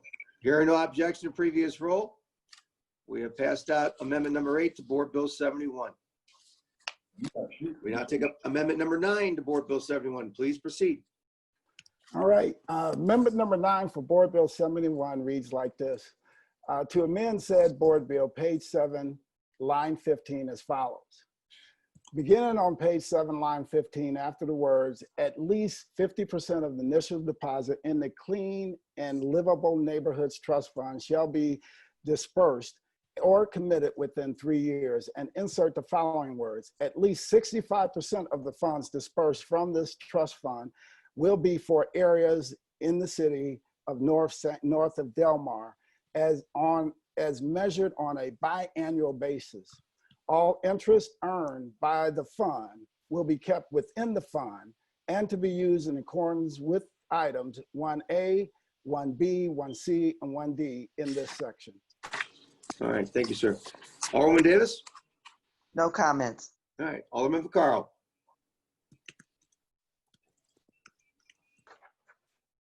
Alderwoman Howard. No questions, no comments. Alderwoman Hubbard. No question. All right, Alderwoman Murphy. No, seems okay. All right, Alderwoman Spencer. No questions. Alderman Muhammad. No, Mr. Chairman. All right, thank you. Alderman Oldenburg. No questions. Alderwoman Boyd. No questions. Alderwoman Clark Hubbard. No questions, thank you. All right, with that, I'll entertain a motion to approve amendment number 9 to Board Bill 71. So move. Entertain a second. Second. Entertain previous Previous roll. roll. Hearing no objection to the previous roll, we have adopted amendment number 9 to Board Bill number 71. We'll now take up amendment number 10 to Board Bill 71. Mr. President, please proceed. Okay, amendment number 10 to Board Bill 71 reads like this: to amend Board Bill, the said Board Bill, page 8, line 9, as follows. Beginning on page 8, page 8, line 18, after the words minority business assistance shall be dispersed or committed within 3 years, insert the following. Uses of funds will include providing minority and women-owned construction firms with the capacity and resources to qualify as responsible bidders as defined in later sections of this charter amendment. All interest earned by the fund will be kept within the fund to be used in accordance with items 1A and 1B in this section. All right, Alderwoman Davis. No comments. All right, Alderman Carl. No comments. All right, Alderwoman Howard. No question. Alderwoman Hubbard. No question. All right, Alderwoman Murphy. Seems all right. Okay, Alderwoman Spencer. No questions. Alderman Muhammad. No questions. Alderman Oldenburg. No questions. All right, Alderwoman Boyd. No questions. Alderwoman Clark Hubbard. No questions, thank you. All right, with that, I'll entertain a motion to adopt amendment number 9, amendment number 10, to Board Bill 71. Second. Okay, I got it. All right. I didn't hear the motion. Who made the motion? Previous roll. Who made the motion? So moved. Yeah. We need a motion first. Somebody seconded it, and somebody got a phone call. So I'll make the motion. It don't matter. Okay, there's a motion. Entertain a second. Second. All right, previous roll. Previous. Hearing no objection to previous roll, we have adopted amendment number 10 to Board Bill 71. We now take up amendment number 11 to Board Bill 71. Please proceed, Mr. President. All right, thank you, Mr. Chairman. Amendment number 11 to Board Bill 71 reads like this: to amend said Board Bill, page 9, line 12, as follows. Beginning on page 9, line 12, after the words Public Transit Infrastructure Trust Fund, insert the following. All interest earned by the fund will be kept within the fund to be used in accordance with items 1A and 1B in this section. All right, Alderwoman Davis. No comments. All right, Alderman Vaccaro. No comment. Alderwoman Howard. No. All right, Alderwoman Hubbard.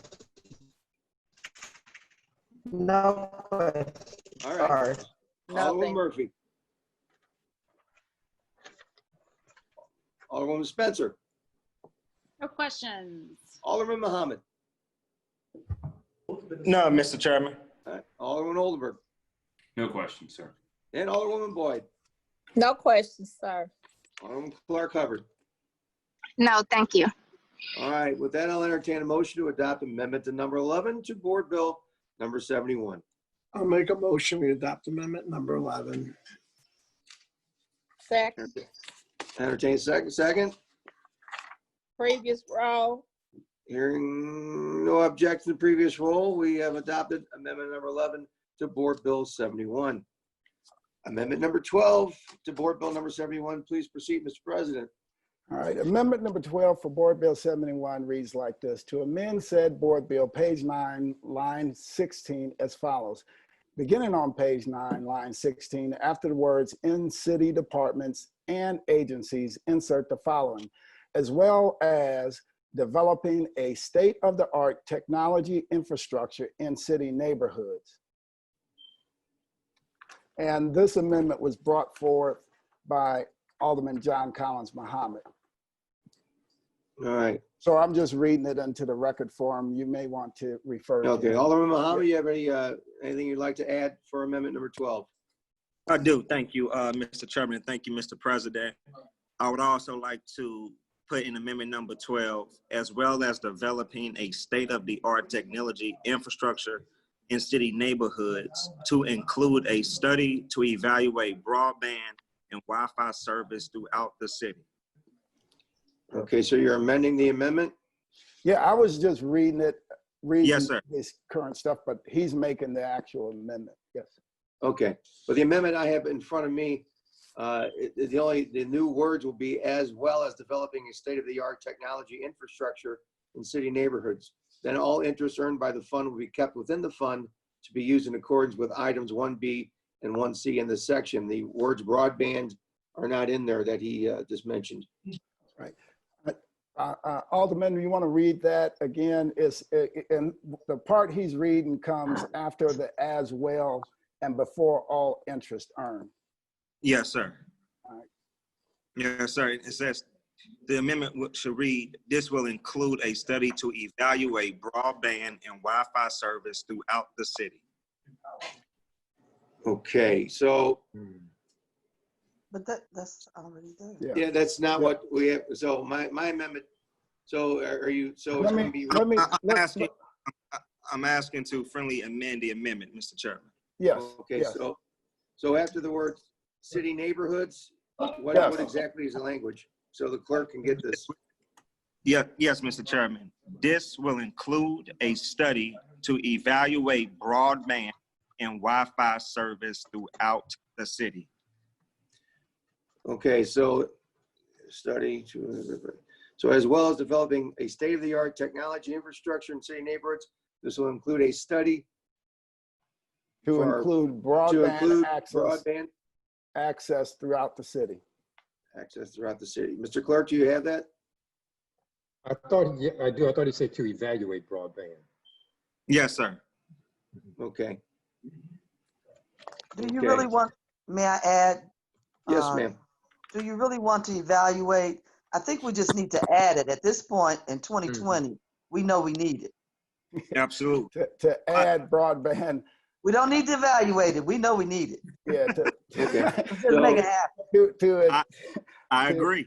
All right. So what we need is proper language here, though. Correct. So, Yes, sir. I mean, to me, and maybe I'm wrong, as well as the state-of-the-art technology infrastructure, state-of-the-art would include broadband in my mind, as I'm reading it as a layman. But I don't know if we need to be specific with the word study and broadband, because broadband is state-of-the-art, and in 2 years there might be something bigger than broadband, and who knows? There will be. Yes. So I believe personally, Mr. Alderman, I think the language here leaves it more open to to whatever happens in the future. But I'll take everyone's thoughts. I just wrote in the chat through this Zoom the language so the clerk and yourself and all the members of the committee can see it verbatim. Okay, let me look at that real quick. I don't know how to Thank do you, that. Alderman.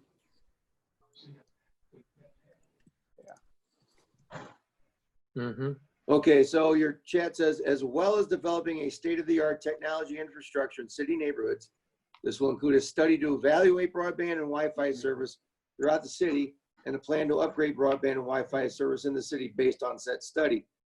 Now I know that, and we are installing, we're completing the whole ring throughout the city currently. We had that surplus money last year, and they are completing the circle throughout the whole city currently as we're having this meeting. But so I don't know if the word study or evaluate need to be in there. It's redundant because you're saying create it, and so you don't need a study. Yeah. I would yield to the suggestion and I would yield to the Alderwoman for the 19th. I have no problem with that, sir. All right. So Alderwoman 19th, we're fine with the language as it sits currently? Yes, with sir. the state of the art? All right. Yes, sir. Okay, thank you for your input. Alderman Vaccaro? I have no input. I'm just All right, hanging out. Alderwoman Howard. Alderman Hubbard. Nothing. All right, Alderman Hubbard. Nope, no questions. Okay. For the future, since we have, I'll take 3 seconds of silence as that you're okay with this. So if I call your name and I don't hear any response, we can move forward. I know there's a lot going on here today. So Alderwoman Murphy. Okay. Alderwoman Spencer. No questions. All right. Alderman Oldenburg. Sorry, Mr. Chairman, can we just restate where exactly we are? What we are is we're leaving the amendment as is on your original Okay. amendment number 12. Okay, I have no questions. Thank you. All right, you're welcome. Alderman Boyd. No questions. All right, Alderwoman Clark Hubbard. No questions, thank you. All right, with that, I'll entertain a motion to adopt amendment number 12 to Board Bill 71. I'll make a motion, we adopt amendment number 12. Okay, Second. All right, Previous row. hearing no objection to previous roll, we have adopted amendment number 12 to Board Bill 71. We'll now take up amendment number 13 to Board Bill 71. Mr. President, please proceed.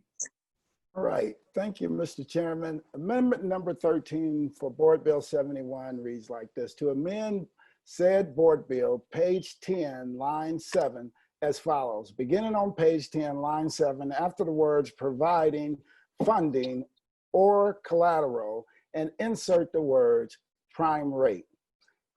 And on page 10, line 16, after the words revolving loan fund, insert the following words: all interest earned by the fund will be kept within the fund to be used in accordance with items 1A and 1B in this section. All right, Alderwoman Davis. No comment. All right, Alderwoman Howard. Alderwoman Hubbard. No questions. Alderwoman Murphy. No question. Alderwoman Spencer. What? No questions. All right. Alderman Mohammed. No, Mr. Chairman. All right. Alderman Oldenburg. No questions, just a statement that this is a good amendment. This actually ensures that it will be a revolving, the proceeds will in fact be revolving in nature. All right. Thank you. Thank you, sir. Alderwoman Boyd.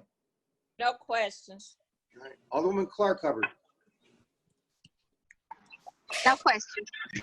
All right. With that, I'll entertain a motion to adopt Amendment 13 to Board Bill 71. I make a motion, we adopt amendment number 13. All right. Second. Second. Second. Previous row. Hearing no objection to previous roll, we have adopted amendment number 13 to Board Bill 71. We'll now proceed and on amendment number 14 to Board Bill 71. Mr. President, please proceed. Amendment number 14 came from the fire department. Amendment number 14 to Board Bill 71 reads like this: to amend said board bill, page 18, line 20, as follows. Beginning on page 18, line 20, after the words relative to the airport, and insert the words and figures as follows. The city shall maintain the fire protection and aircraft rescue firefighting services at the airport. All right.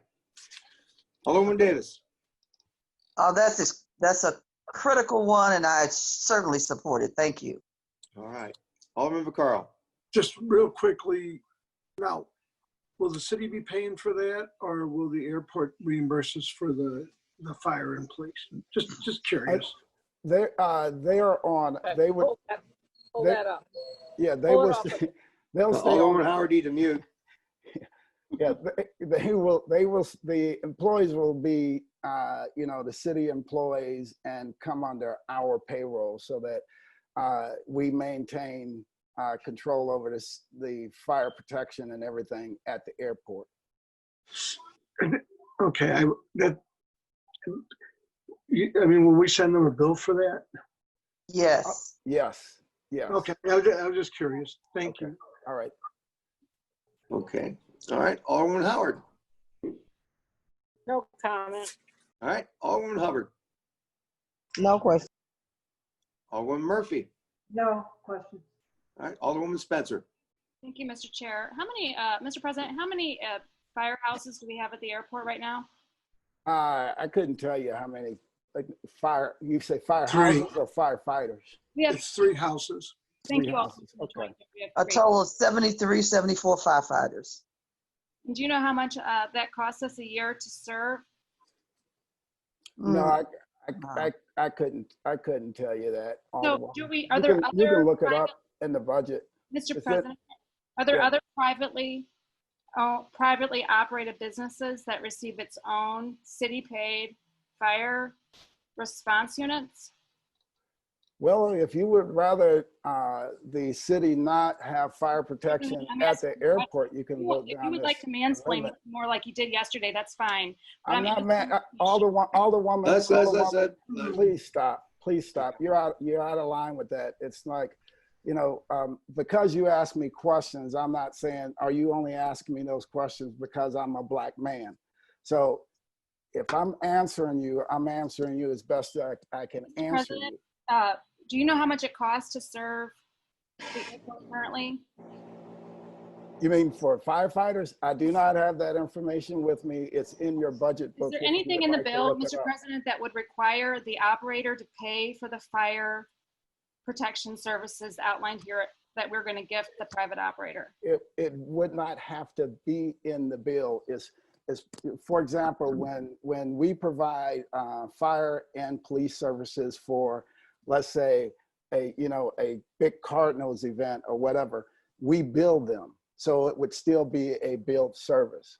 There's nothing in this bill that says that we're going to do it for free. Does the Cardinals have their own 3 firehouses within their property lines? Are the firehouses at the airport within the property of the airport? Yes. Yes. Okay. So, Mr. President, would you be amenable to amend this to include the point that the alderman from the 23rd made, that we should be billing the private operator for these 75 firefighters that would be employed out there and paid under the city's budget? I have no problem with that amendment. I'm not sure that we have to amend that to say it, because it's clear that if they are going to be on our payroll and we're providing the service, that we will bill for that service. Because it does not say anywhere in the bill that we are going to provide that service for free. It does say that we will provide that service, and it provides no guarantee that the private operator would pay for it. So, Mr. President, would you add into your bill a protection that the private operator would reimburse the city in its entirety of the cost of providing the 75 firefighters for the 3 firehouses that currently reside within the airport? One of the points that I want to make sure that we understand here is that the airport is the city's asset, right? And we have FAA guidelines and TSA guidelines that we have to meet in terms of safety measures. So part of what we want to do is protect our own asset, right, with our firefighters, right, opposed to allowing our firefighters to be, to be run by a private entity. We're saying that our fire and our police will still report to and fall under the city's umbrella because we need to protect our asset when it comes to safety, and assure that we continue to do it as well as we've done it in the past. Hi, Mr. President, there may be some confusion here. I'm not arguing that we shouldn't continue to support the airport through the use of St. Louis City firefighters. I think it's an excellent idea. I just want to make sure that the private entity who stands to gain an enormous profit off of our city asset by having a 40-year lease on it would pay for the services of the city employees, the dedicated firefighters who risk their lives serving and protecting. Like I said, No. like I said, Alderman, I have no problem with that Okay, is there, amendment. if I was may, just I just explaining would it. like to ask a question. Is there somewhere else in this? If the amendment is going to include for the city to provide fire protection for the airport, then the amendment should also include a provision that requires the private entity who stands to gain from that fire protection to pay for it. Alderwoman, I'm sorry. If I can, Mr. President, is this the reason for this amendment? Is there, you're changing language? Are you're inserting this?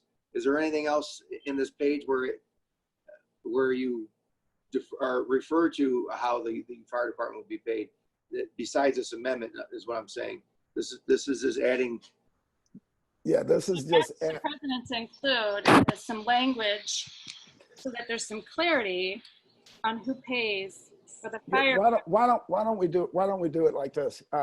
So I will so the amendment will read, and the city shall maintain the fire protection and airport rescue firefighting services at the airport to be in all costs to be reimbursed by leasing.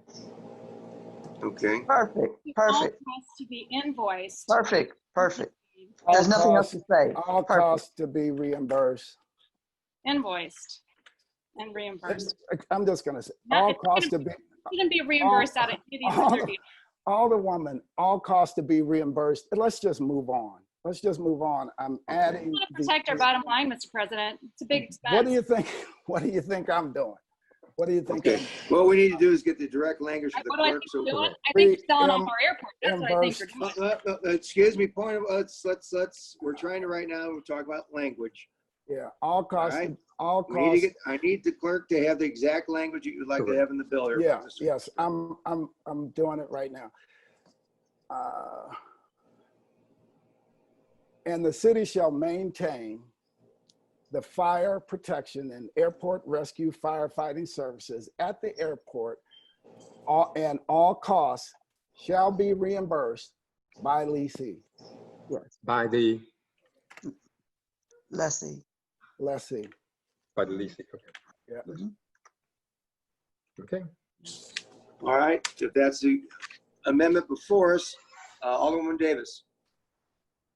I have no problems with that change.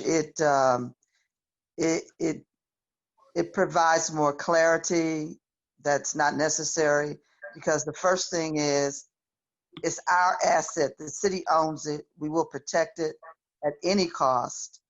And we are not selling the airport, nor do we have any legal authority that allows us to sell the airport.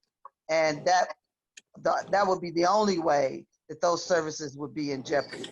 So we're fine. Thank you. All right. Thank you, Madam Vice. Alderman Vaccaro. Yeah, no, thank you, Mr. President, for making that clarification. Actually, it saves the city a bunch of money, because if we're being reimbursed the pension and the cost of the firemen that are out there, it helps us fund our fire department throughout the city. So thank you for the amendment. Oh, you're welcome. All right, Alderwoman Howard. I think that's a great amendment. I think that we need to maximize whatever proceeds we can bring in and not saddle ourselves with a long-term liability. Thank you. Alderwoman Murphy. You skipped me, Mr. Chairman. I'm sorry, Alderwoman Hubbard. No question. Thank you, Mr. President. Oh, you're welcome.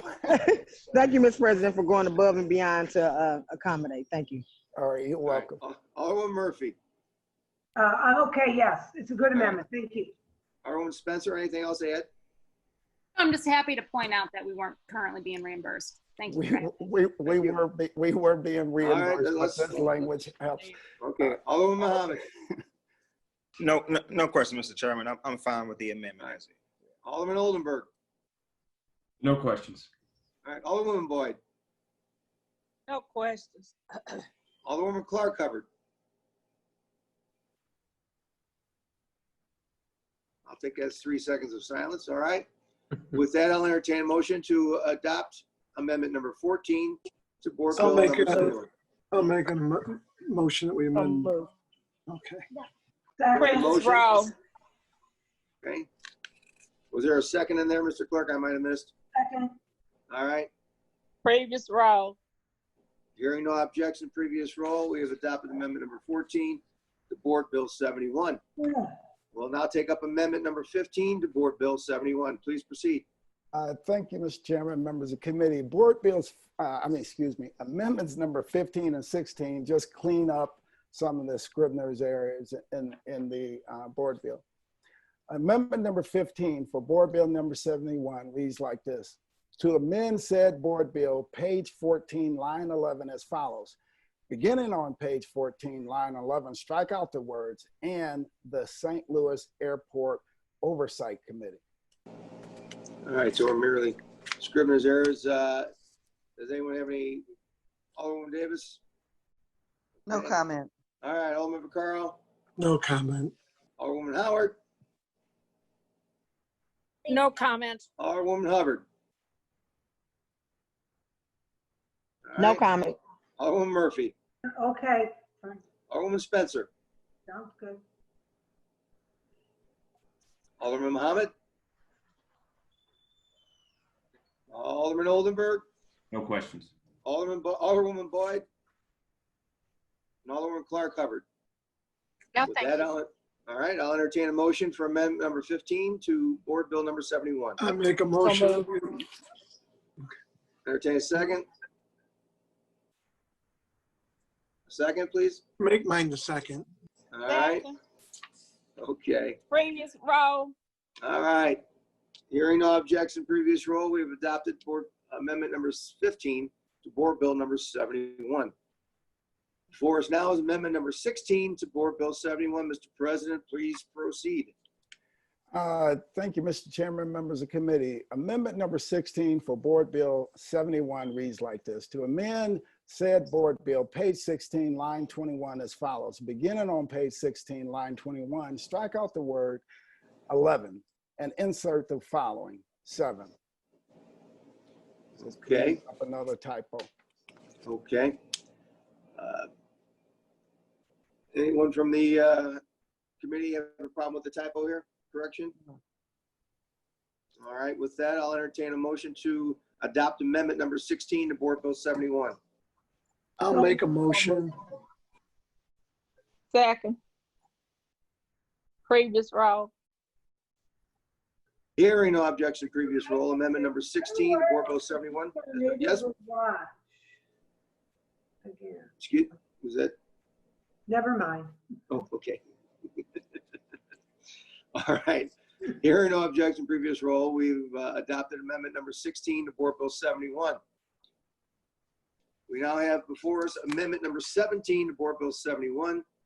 Mr. President, please proceed.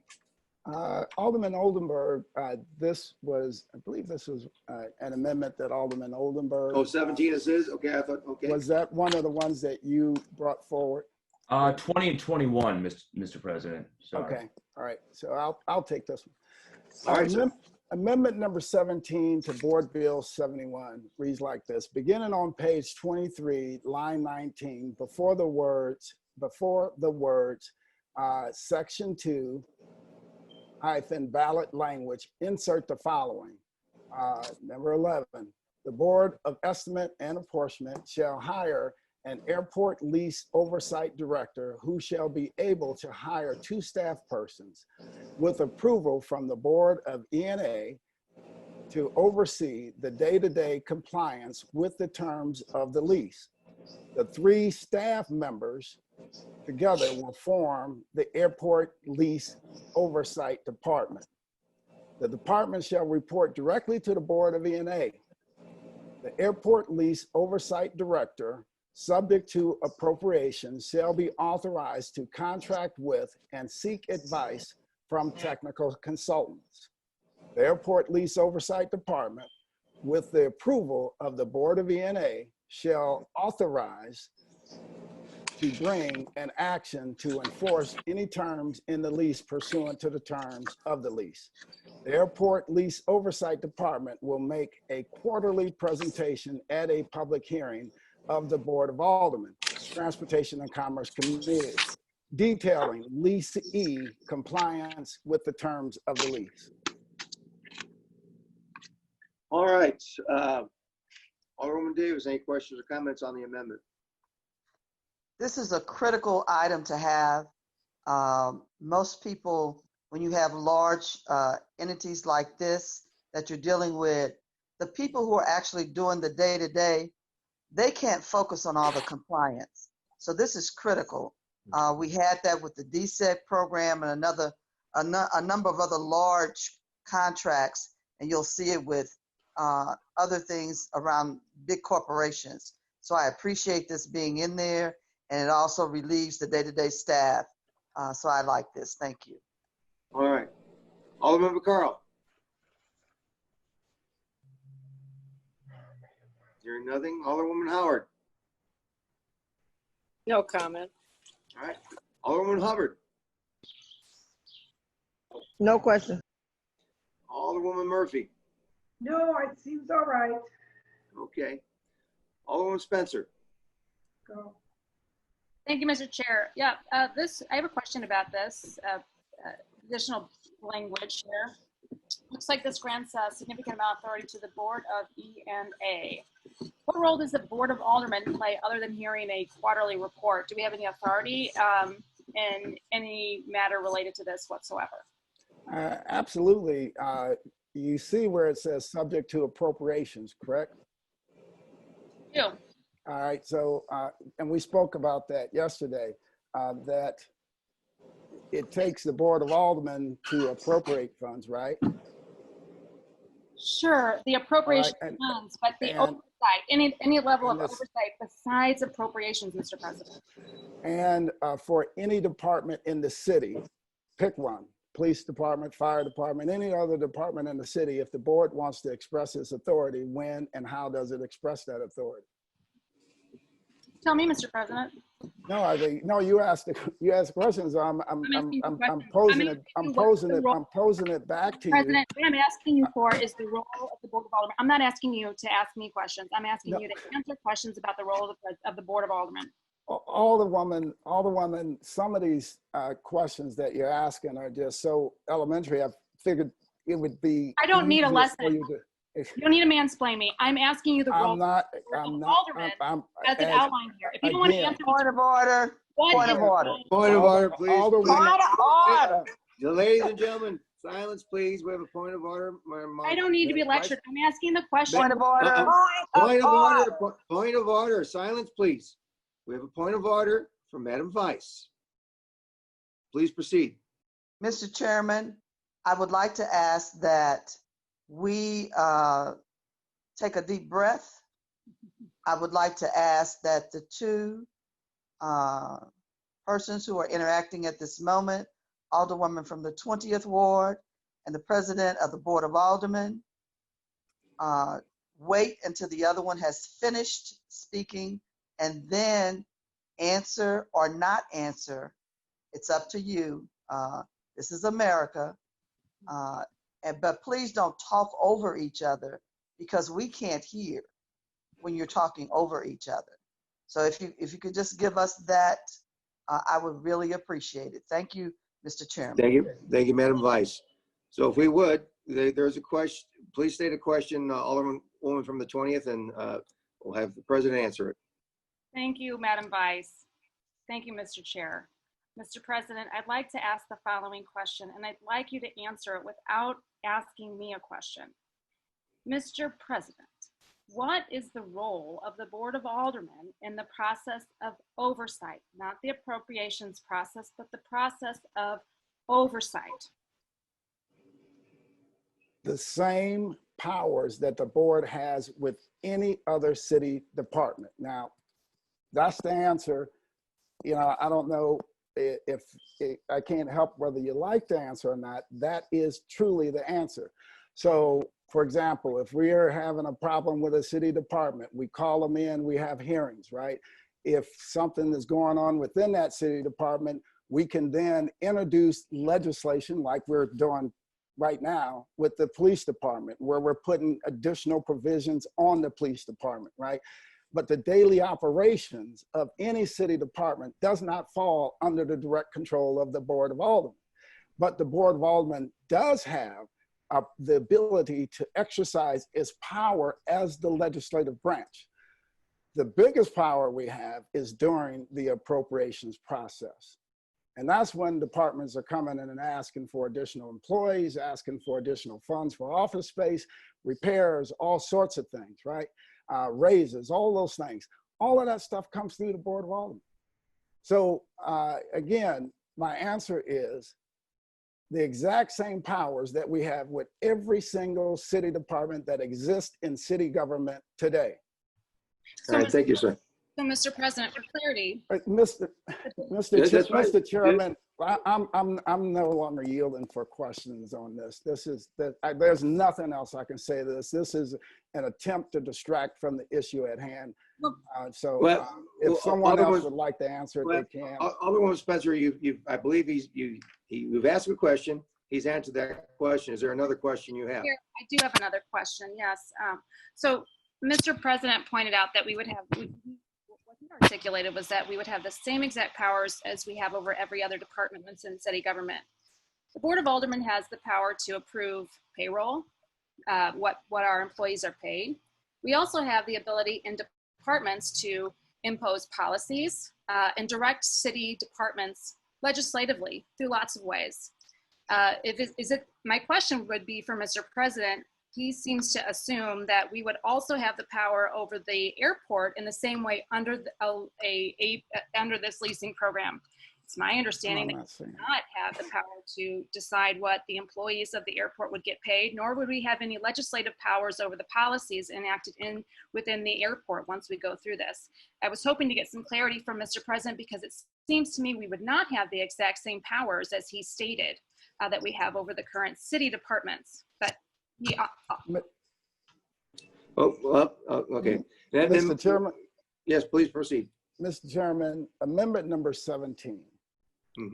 Directly in amendment number 17, it says subject to appropriations, which is why I continue to ask the question that I asked Alderwoman yesterday. Do you think about the appropriations process? Nothing in here changes the appropriations process. So for this oversight office, we would still be subject to the appropriations of the Board of Aldermen. All of this, this anger and everything that's coming out of let that go. Just stop. Okay. So we really need to move forward. I believe the question has been asked and answered. Is there? I don't think it's been answered, but I certainly have asked it, and I appreciate the opportunity. I have no further questions. President, right, thank you. Answer. All right, Alderman Muhammad. I have no questions, Mr. Chairman. All right, Alderman Oldenburg. No questions. Alderwoman Boyd. Alderwoman Clark Hubbard. No, thank you. All right. So I will entertain a motion to adopt amendment number 17 to Board Bill number 71. I'll make a motion we adopt number 17. Previous roll. Hearing no objection to previous roll, we have adopted amendment number 17 to Board Bill number 71. Before us now is amendment number 18 to Board Bill 71. Please proceed, Mr. President. Okay. Amendment number 18 to Board Bill 71 reads like this: to amend Board Bill 71, page 24, line 17, to page 24, line 18 as follows. Beginning on page 24, line 17, strike out the words "for the St. Louis Lambert International Airport provided proceeds of at least 1.7 billion with at least 1.0 billion to be put in a trust fund for safe neighborhoods, neighborhood development, job training, city infrastructure, and small business development. In light thereof, insert the following. For the St. Louis Lambert International Airport provided proceeds of at least $1.7 billion with annual revenue share payments of 6.5 million, with at least 1.0 billion to be put in the following trust funds to improve the safety and quality of life for all city residents. 25% of the trust fund to be put solely for safe neighborhoods, 20% in a trust fund to be used solely for redevelopment of distressed neighborhoods, 20% in a trust fund to be used solely for job creation and training, 10% in a trust fund to be used solely for maintenance and repair of streets, bridges, and parks, 10% in a trust fund to be used solely for home repair and preservation and removing dangerous buildings and environmental hazards, 5% in a trust fund to be used solely for minority business assistance, 5% in a public transit infrastructure fund to be used solely for the purposes of development of combined passenger and or freight transportation certification facilities, 4% in a trust fund to be used solely for the purposes of modernizing and upgrading technology in city departments and agencies, developing a state-of-the-art technology infrastructure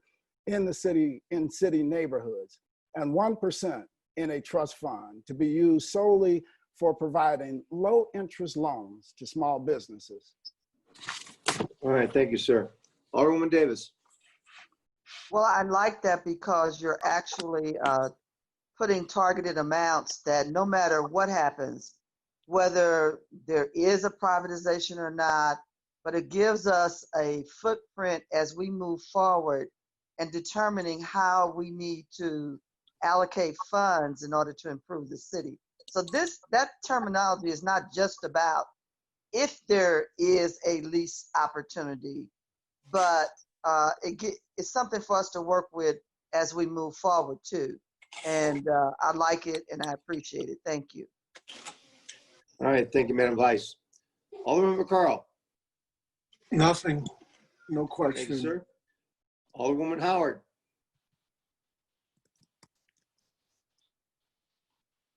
All right, Alderwoman Hubbard. No question. Thank you. Alderman Murphy. So my understanding is that these numbers actually only pertain to this board bill. It is, okay, I just wanted to make sure. It's not written in stone for everything we do, just this one. Okay, thank you. All right. And Alderwoman Spencer. Sounds like ward capital. I'm good. Okay. All right. Alderman Muhammad. No questions. Alderman Oldenburg. No questions. Alderwoman Boyd. No questions. Alderwoman Clark Hubbard. No question. All right, thank you very much. With that, I'll entertain a motion to adopt amendment number 18 to Board Bill 71. I'll make a motion we adopt amendment number 18 to Board Bill number 1. Second. 71. Previous roll. All right, here are no objections, previous roll. We have adopted amendment number 18 to Board Bill 71. Before us now is amendment 19 to Board Bill 71. Please proceed, Mr. President. I think Alderman Muhammad, I think this is another one of his amendments. All right. Alderman Muhammad, would you be handling amendment number 19 for us, sir? Yes, Mr. Chairman. We spoke about amendment 19 earlier.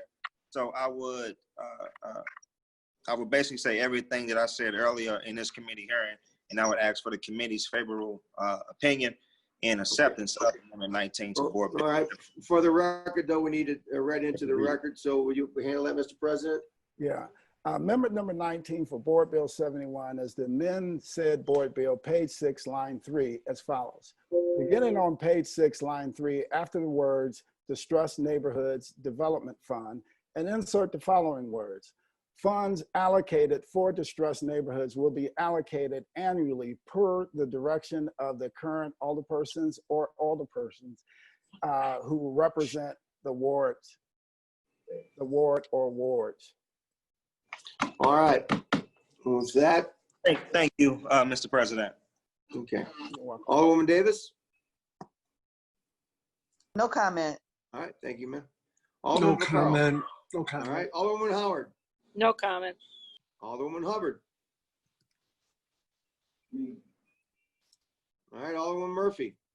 It's okay, thank you. All right, Alderwoman Spencer. No questions. All right, Alderman Mohammed, your response. Alderman Oldenburg. No questions. All right, Alderwoman Boyd. No questions. Alderwoman Clark Hubbard. No questions, thank you. All right, thank you. Hearing no further, I'll entertain a motion to adopt amendment number 19 to Board Bill 71.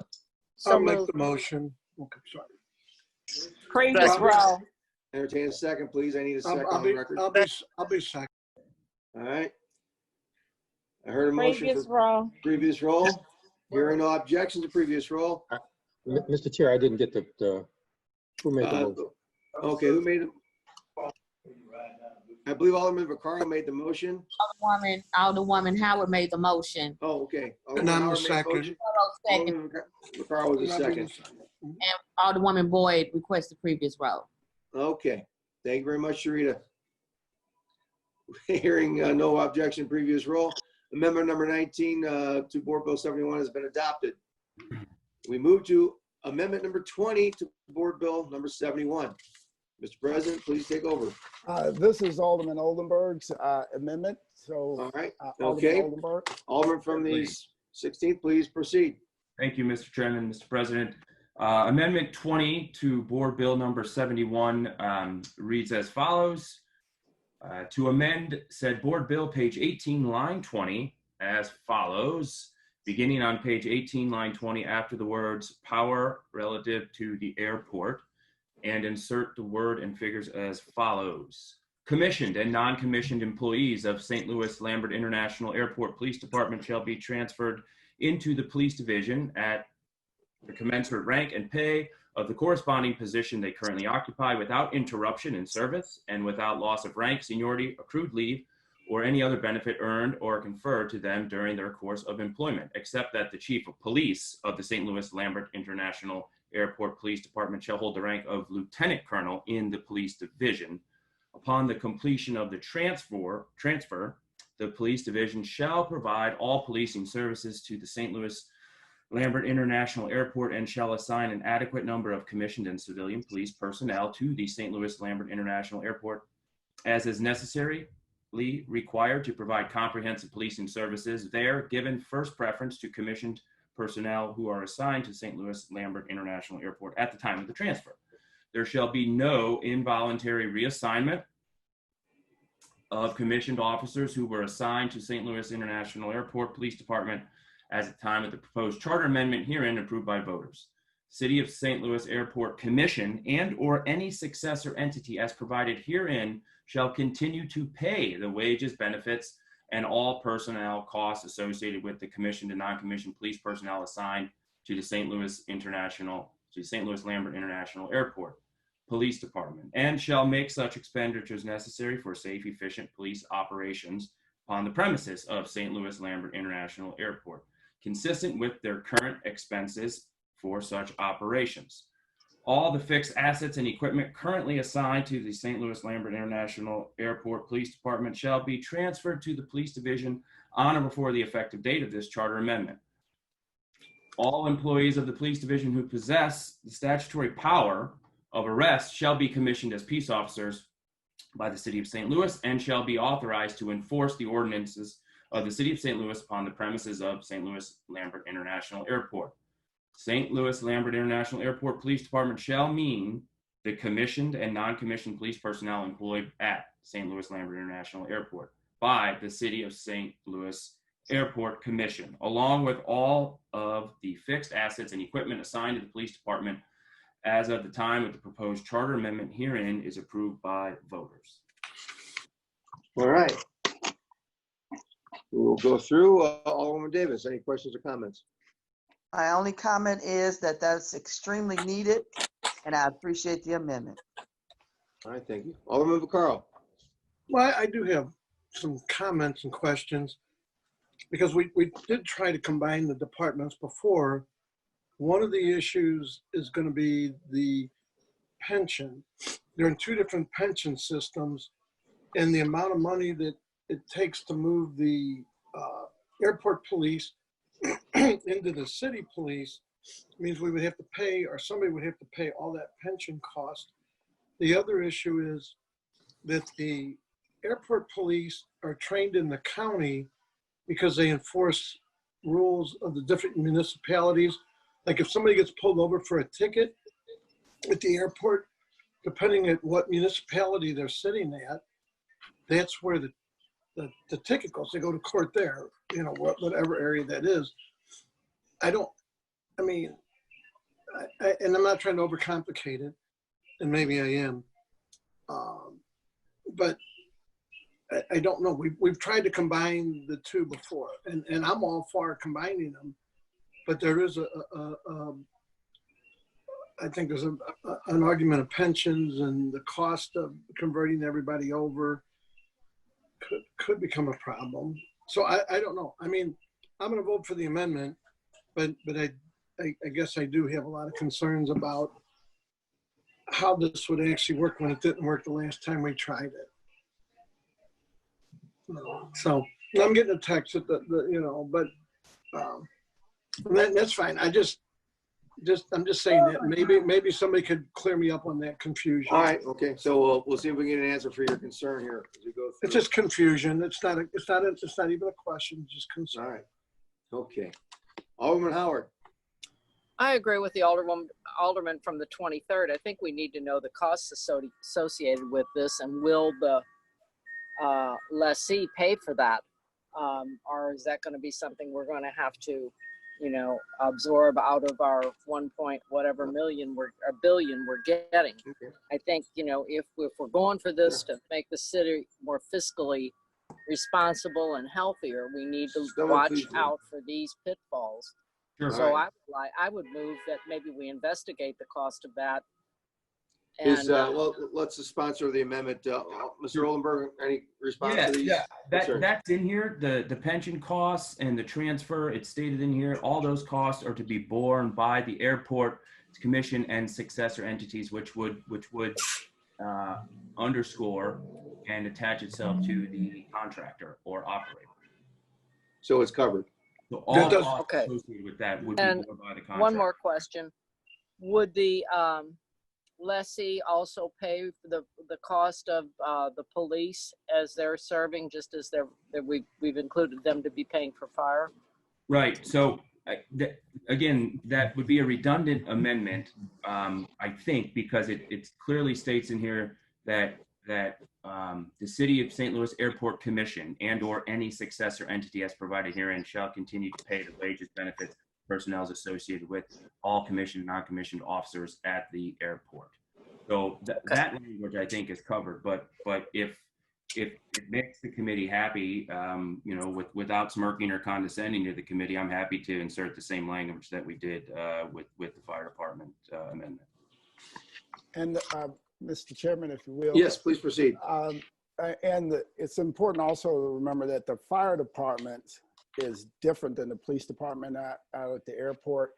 Part of what the alderman from the 16 is doing here is to bring those police officers into the St. Louis City Police Department and make them commissioned police officers. With the fire department, they were already under that umbrella. Yeah, already have equity. Yeah, so this clears up all of that. Something that's been hanging out forever. Yeah. Okay. All right. But just to restate, the lessee will pay for all of those costs of conversion and so forth and the differences. Is that correct? Yes, by the statement I read, the commission and/or any successor entity would bear all those costs. Okay. All right. Thank you. Okay. Alderman Murphy. I'm sorry, Alderman Hubbard. No questions. It said Howard Hubbard after a few moments. The age throws me off. Okay, Alderman Murphy. No questions. Thank you. All right, Alderman Spencer. Thank you, Mr. Chair. Alderman from the 16th, this is the language there been written by a lawyer, I presume, or somebody who can, it's a little bit confusing, that language, the liability, the cross liability. And I just want to clarify that we're confident that this is written in such a way that would be interpreted to bear, the cost be borne by the lessee. Yeah, I mean, I think that this language was in fact crafted in consultation with the police department, the POA and its advisors and attorneys. So I don't know if you're asking for a legal opinion. I certainly can't give that to you, Alderwoman, but by the very words that sort of read here, I'm confident that it's certainly covered here. The interpretation of the successor and that sort of thing. It could, I was looking for some confidence that there were some players that were looking at this as well, because it can be complicated, those contracts and how they might be worded. So I appreciate the clarification. I have no further questions. All right, thank you, Alderwoman. Alderman Muhammad.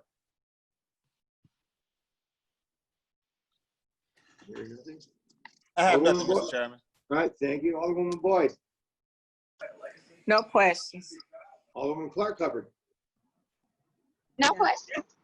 All right, Alderman Oldenburg, you're welcome to close on amendment number 20. I would like to make a motion that we adopt amendment number 20, Board Bill 71. I'll make the motion. Oh, Previous roll. Okay, hearing no objection to previous roll, we have adopted amendment number 20 to Board Bill number 71. I feel like the great Karnak. I hold before me the final envelope. It's kept in that Funkin' Wagnall's front mayonnaise jar or front porch. All right, we have before us amendment number 21 to Board Bill number 71. Mr. President, please proceed. I think the alderman from the 16th. This 16th, is all right. Alderman Oldenburg, please proceed. Does everyone have amendment 21? It was, okay, good. Just want to make sure. Amendment number 21 to Board Bill number 71 reads at page 5, line 2, after neighborhoods, we would be inserting, including for increasing compensation levels for community police officers, firefighters, and public safety personnel. All right. Madam Vice, any questions in regard to amendment 21? No questions. All right. Alderman Vaccaro. no question. Alderwoman Howard. Nothing, no. All right. Alderwoman Hubbard. No question. All right. Alderwoman Murphy. No, think it's all right. All right. Alderwoman Spencer. No questions. Alderwoman Muhammad. Someone please mute. Alderman Oldenburg, is your amendment. So Alderwoman Boyd. No questions. Alderman Clark Hubbard. No question. All right. With that, I'll entertain a motion to adopt amendment number 21 to Board Bill number 71. Mr. Chairman, I move that we adopt amendment number 21 to Board Bill 71, please. Second. Previous roll. Hearing no objection to previous roll, we have adopted the 21st and final amendment to Board Bill number 71. All right, before us now is Board Bill 71 as amended. Mr. President, please proceed. Yes, I want to first thank each and every member of the committee and people who took time out of their schedule to participate in this meeting today and offer comments. What's important to remember about Board Bill 71 as amended is that we're putting the question before the voters, right? And we're giving the voters an opportunity to choose and the right to choose their destiny and their future, right? When you look at the fact that currently, I think they've turned in twice the number of signatures that they need for the current ballot initiative, it should be assumed that we're going to see at least one initiative on the ballot. So this gives us an opportunity to put something on a ballot that reflects our views and also that reflects the wishes and needs of our communities at large. So with that, I would just ask for your favorable approval of Board Bill 71 as amended, and ask that you pass this out of committee with a do pass recommendation. All right, thank you very much, Mr. President. With that, I'll entertain a motion on Board Bill number 71 as amended. Mr. Chair, we Yes. agree with both your questions after. Oh, I'm sorry. I apologize. I've lost my mind over the last 3 hours here. I'm sorry. Before we go, we'll go through final comments from members of the panel. Alderwoman Davis. Thank you, Mr. Chairman. I was going to catch you there. She just got there before me. It's one of the things I wanted to do is just to reassure the community. I know there's a lot of information going back and forth. This is not a bill to promote privatization. I've said this all along, even when they were talking about the first bill. I want our community to have information. I want their input on spending dollars, most especially. I did not want to see, if there was a lease, I did not want to see the money just go to the general fund. I think this community should have some say-so about how any money is used. I think it's important that people understand more about it, but in no way is this bill promoting privatization, but we need to be ahead of this, because if it gets on that ballot, we don't know what the outcome is going to be, but at least we would have been proactive and have something in place with information from our community. And I really want to thank President Reed for doing, there was a lot of work involved with this, and it required all of us to pay attention and get more involved. And I think that we're doing the right thing. We are not selling the airport. We do not have the authority to sell the airport on any federal, state, or local level. We could hire somebody to manage it for us, which is what the measurement is that they're trying to put on the ballot. But again, they will work for us. They will have a contract where they will answer to us. And it's a blessing that we put the oversight committee in there so that it gives another watchful eye. And I just want to say thank you. I'm done. All right, thank you, Madam Vice. Alderman Vaccaro. Yeah, just a few comments. One, there's a couple, I guess, things that I actually agree with Alderwoman Spencer on, in the sense that ward capital, a lot of promises were made and not kept, and I'm in the middle of that fight right now. If everything that's done or says it's going to be done is actually done, then it's a great thing. What you know, and I will also, you know, I'm actually on the other bill too that does away with all this. Last year I was on the bill that said it should go to the voters, and I would remind Alderwoman Spencer that last year I supported her on it going to the voters. And again, I believe that we should let it go to the voters. Since the world's changed so much that it seems like every time now the Board of Aldermen and the state are all really just sitting back.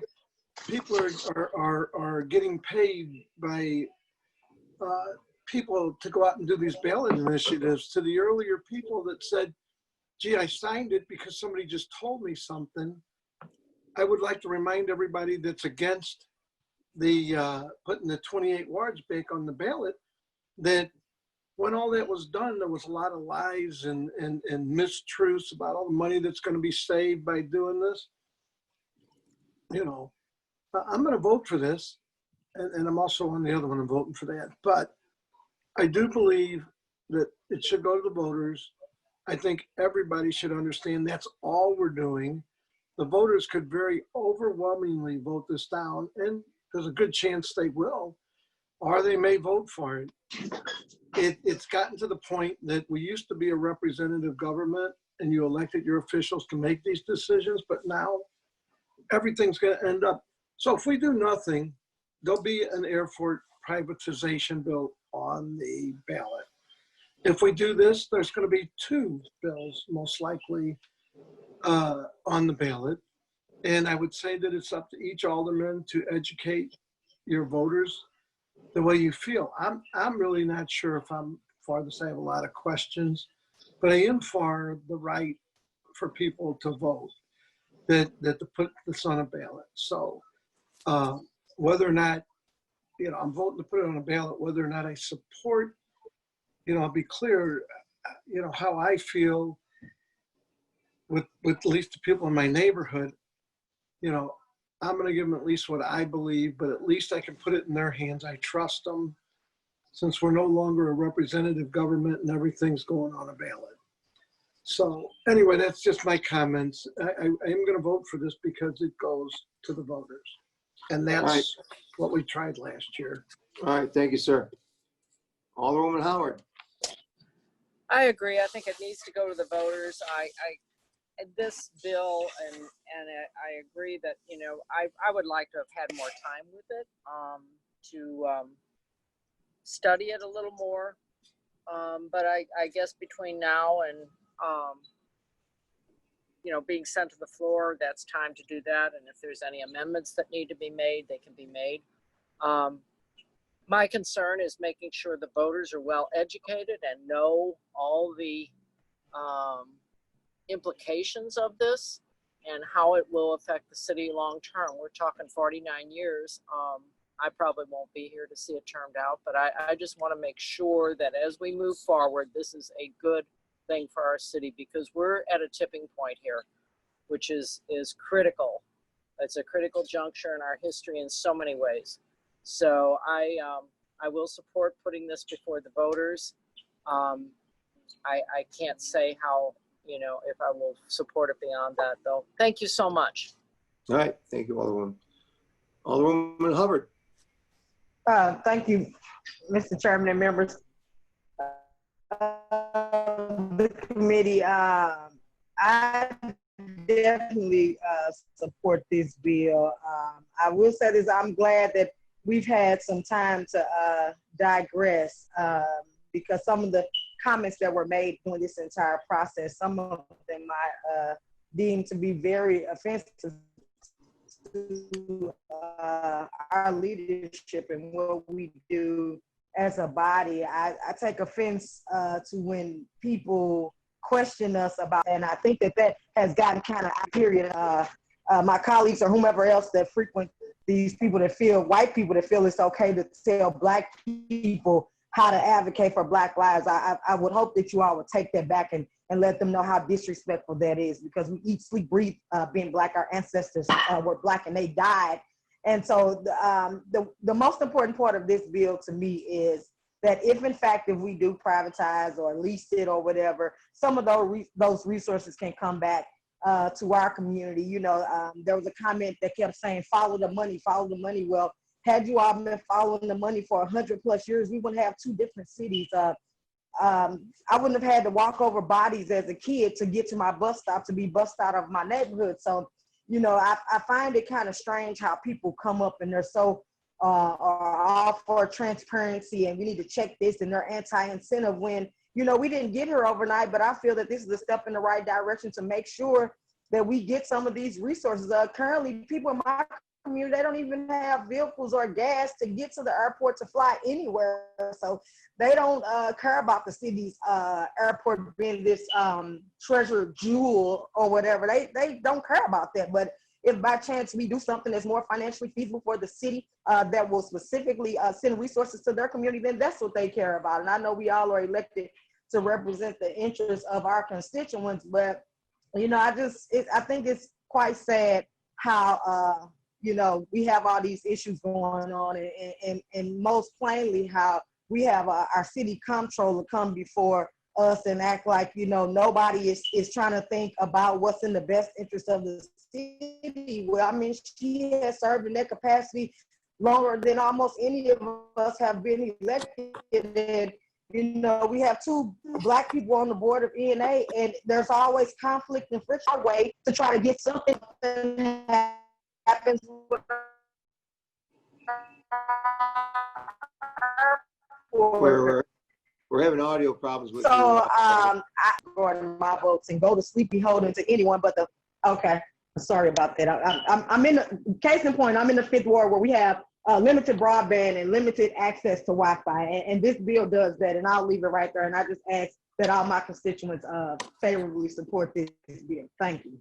All right. Thank you very much, Alderwoman. Alderwoman Murphy. Yes, I guess I said the way I look at it, the referendum is already there.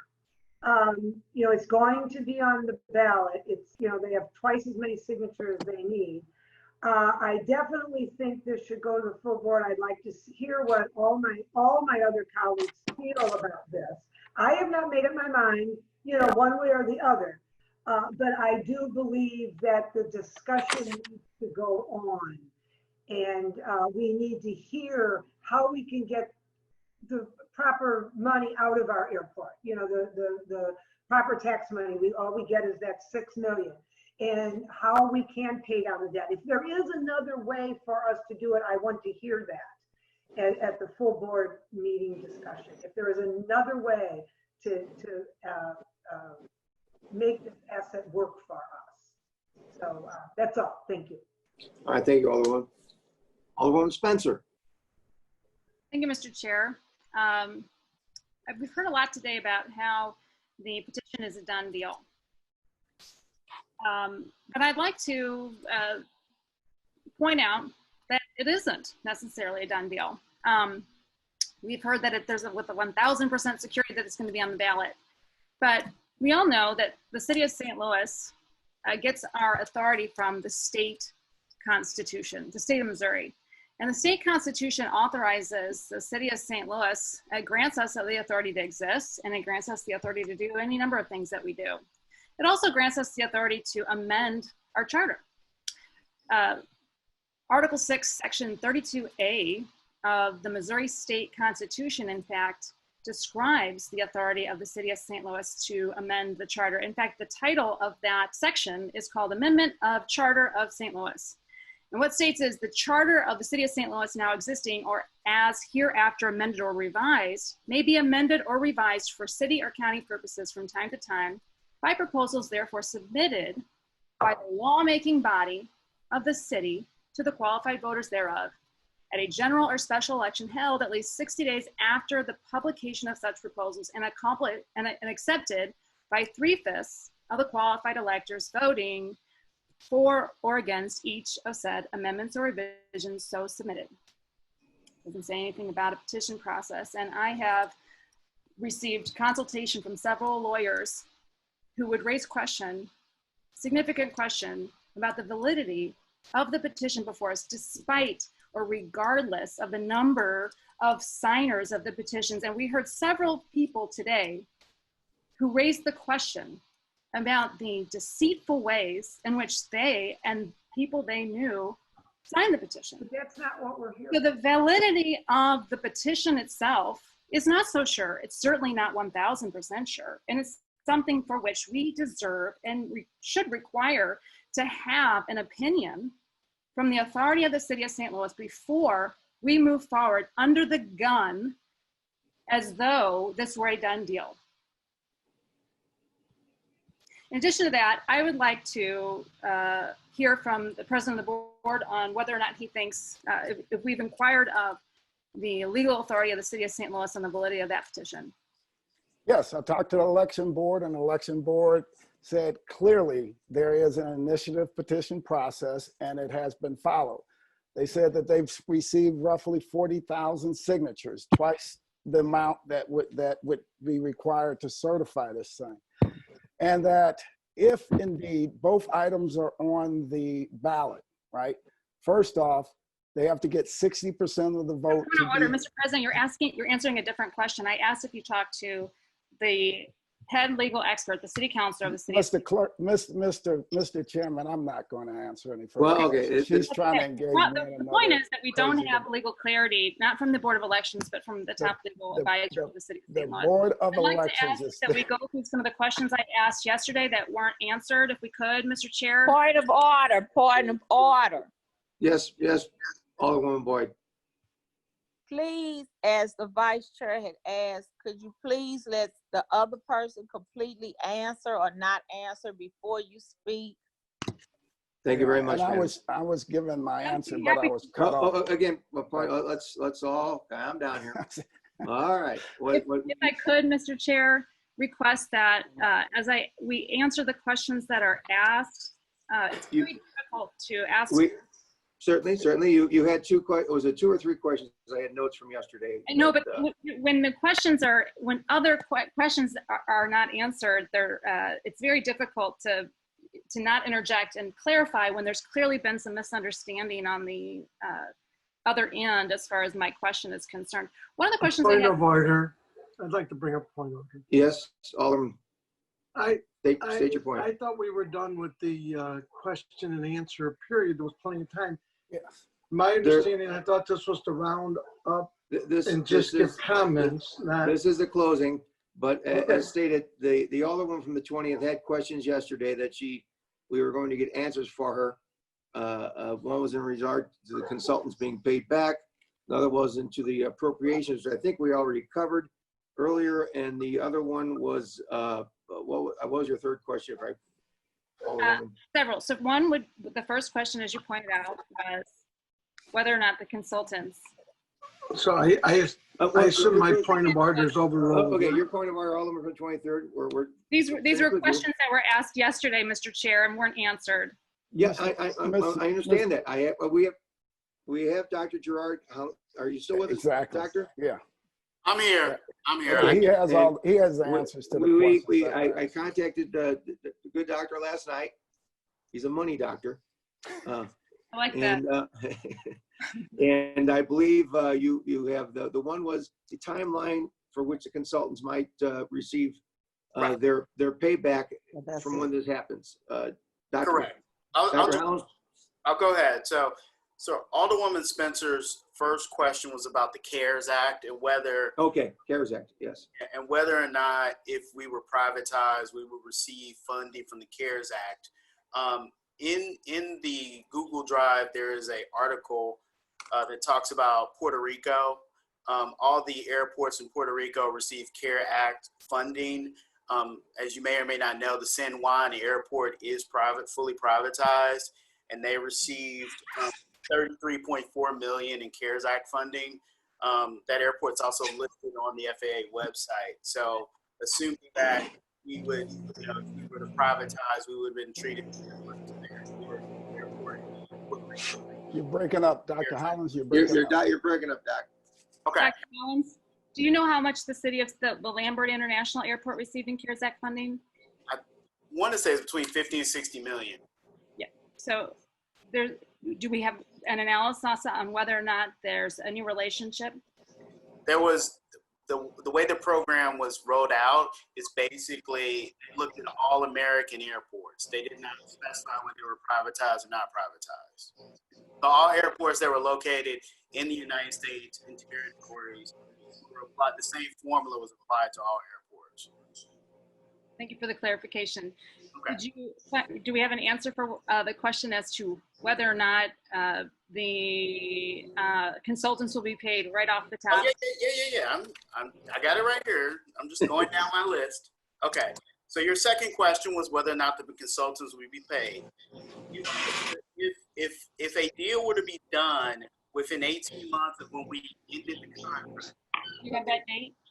I'm sorry? You have that date that the contract? Yeah, I do. I'm going right through. So the date the contract was ended was January 15th. That's when ENA ended the contract of 2020.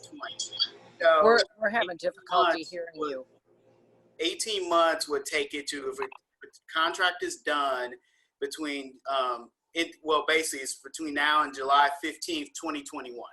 So if a deal is done within that period, the consultants will be paid.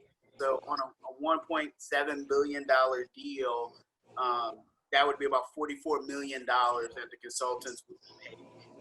And in general, just why these type clauses are put into contracts, and actually Lou Galley, our attorney, wants to comment on this as well, is that what it's trying to protect is, for example, if we would have went through that process, selected a winner, and then went to ENA and basically said, oh, we don't want to do the deal for whatever reason, right?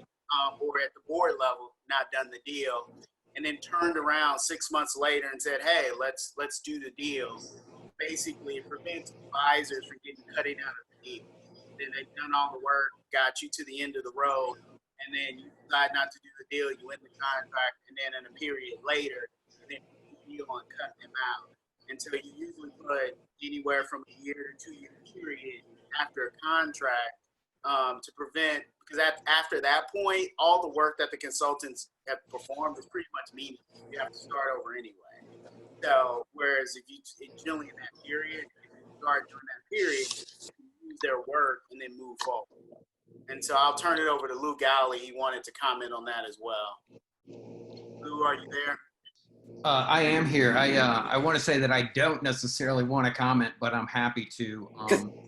If the question is about the clause that we're talking about in the contract, I think it's pretty apparent the purpose of the clause. From the legal perspective, they want to get paid for the work that they've done. And this is not an uncommon clause in consulting contracts. And the board bill specifies that we would have this deal wrapped up by what date? April? I think it's April 21st, but Lou, what was that date? April what? I believe it's April 21st. Yeah. So my question would be, Mr. President, would you be amenable to an amendment that extends that date out past July 15th, 2021, so that we can ensure that none of the proceeds sale of this lease would go to pay back the consultants that had this very conflicted set of circumstances in which we were doing some advisement for the city of St. Louis? Would you be amenable to adjusting that date to July 16th, 2021? Alderman, I would say just by you merely making that public statement, I think we would put the city on very, very, very shaky legal footing. We would get sued. To intentionally extend the date so that we say we're just going to find a way around the contract. So we would end up paying legal fees and and the consulting fee. We're looking at $1.7 billion. The least of my worries is paying for the bill for the work that has been done. That's not what I'm worried about. What I am worried about is that this bill reflects the values of our citizens. This bill, if indeed voted on by the voters, can be transformative to our city. There's families across this city, over 50 families right now that have lost kids in our city, right? So we need some direct revenue to be able to address these things head on. This is not a game. This is not something where, this is not make-believe. Tonight, right now, probably during the course of this meeting, somebody's been shot and killed in our city. Over 1,000 shootings this year alone. Infrastructure problems, families losing their house, families, homelessness, all of these issues that I hear people talking about every day. But when we have an opportunity to address them head on, it becomes a very different conversation. So I'm not going to support that. I would not support that amendment under no circumstances. Yeah. Okay. I would, and I before an amendment like that would definitely have to go through legal, because especially, but I believe we have, Madam Vice, you have your hand raised. Thank you, Mr. Chairman. I just wanted to comment on that. That is a dangerous thing to do. And that's one of the reasons why you do certain meetings in closed session, so that you don't jeopardize yourself with contracts and things when you're having discussions. When you talk like that in public, you have put us on notice and we will be sued. We cannot do that. We'd be better off just to take the date out, period, because we don't know absolutely anyway. We don't know if it's going to pass, if a measure is going to pass. Even if it did pass, we don't know how long it would take to go through a bidding process, to go through a contractual process. And I'm going to tell you right now, because I've done this before. I've said it in public when we're going through the due diligence before. It's a minimum of 6 months to develop a contract like this, if it was to go forward. So I don't even want to get into that. And I think we need to stop just saying anything in public when you don't understand how it jeopardizes us legally. But I am not going to support that type of amendment. No. I will agree with Madam Vice here. And I would agree that a 6-month minimum is an excellent idea. And taking the date out entirely would also be a good change to the bill. I would not support the that. Madam Vice in both of those statements that we need a minimum of 6 months due diligence and that we should consider taking the date out in. That is after you go through an RFP process to select someone. So now you're talking about a year away. Even if the measure passed in November, you're talking about a year past that. So what I'm saying to you is leave it alone. You are going to put us in jeopardy. You cannot have that kind of language in public. We already pay out enough money from all kinds of other lawsuits that we don't have. There's no sense adding another one. All right. Thank you, Madam Vice. Mr. Chair, Yes. that if there's not something signed by March, I believe it is 30th, by the mayor, the president has the power to execute such agreements. And to the Madam Vice's chair, Madam Vice Chair's point, we really need at least 6 months of due diligence. So my concern is— That is not what I said. Don't change my words. That is not what I said. She's talking about we've been through. Don't understand the process. I don't not think what I that's said. Okay, please. I don't believe Madam Vice was actually saying that she was suggesting 6 months. She was describing past things where she's been, and it has taken that long or longer sometimes. I think she was merely that's all I said. Referring to her past experiences. So please proceed, Alderwoman from 20. And I would suggest that what I understood her to say, that the 6 months of due diligence would be an excellent addition and an excellent way to— That is not what I said. Again, she didn't suggest, or she was just stating. These are recorded. So but in any case, I would suggest that 6 months of due diligence would be an excellent shift, and making sure that we have adequate time to execute a properly vetted proposal. Mr. Chair, or Mr. President, would you be amenable to due diligence? Alderwoman Spencer, absolutely not. I'm not. You may feel comfortable putting the city on shaky legal footing to prove a point. I'm not. As one of the 3 members of the board of ENA, I would absolutely never do that, right? So again, just by your statements today and everything that you're saying right now, when I say today based on attempting to get around a contract that was executed by the mayor, right? And attempting to put something in this to intentionally scuttle that, the city of St. Louis, we would be wrapped up in a lawsuit and paying legal fees and everything. So absolutely not. I'm not supportive of that. My suggestion was to add 6 months of due diligence. That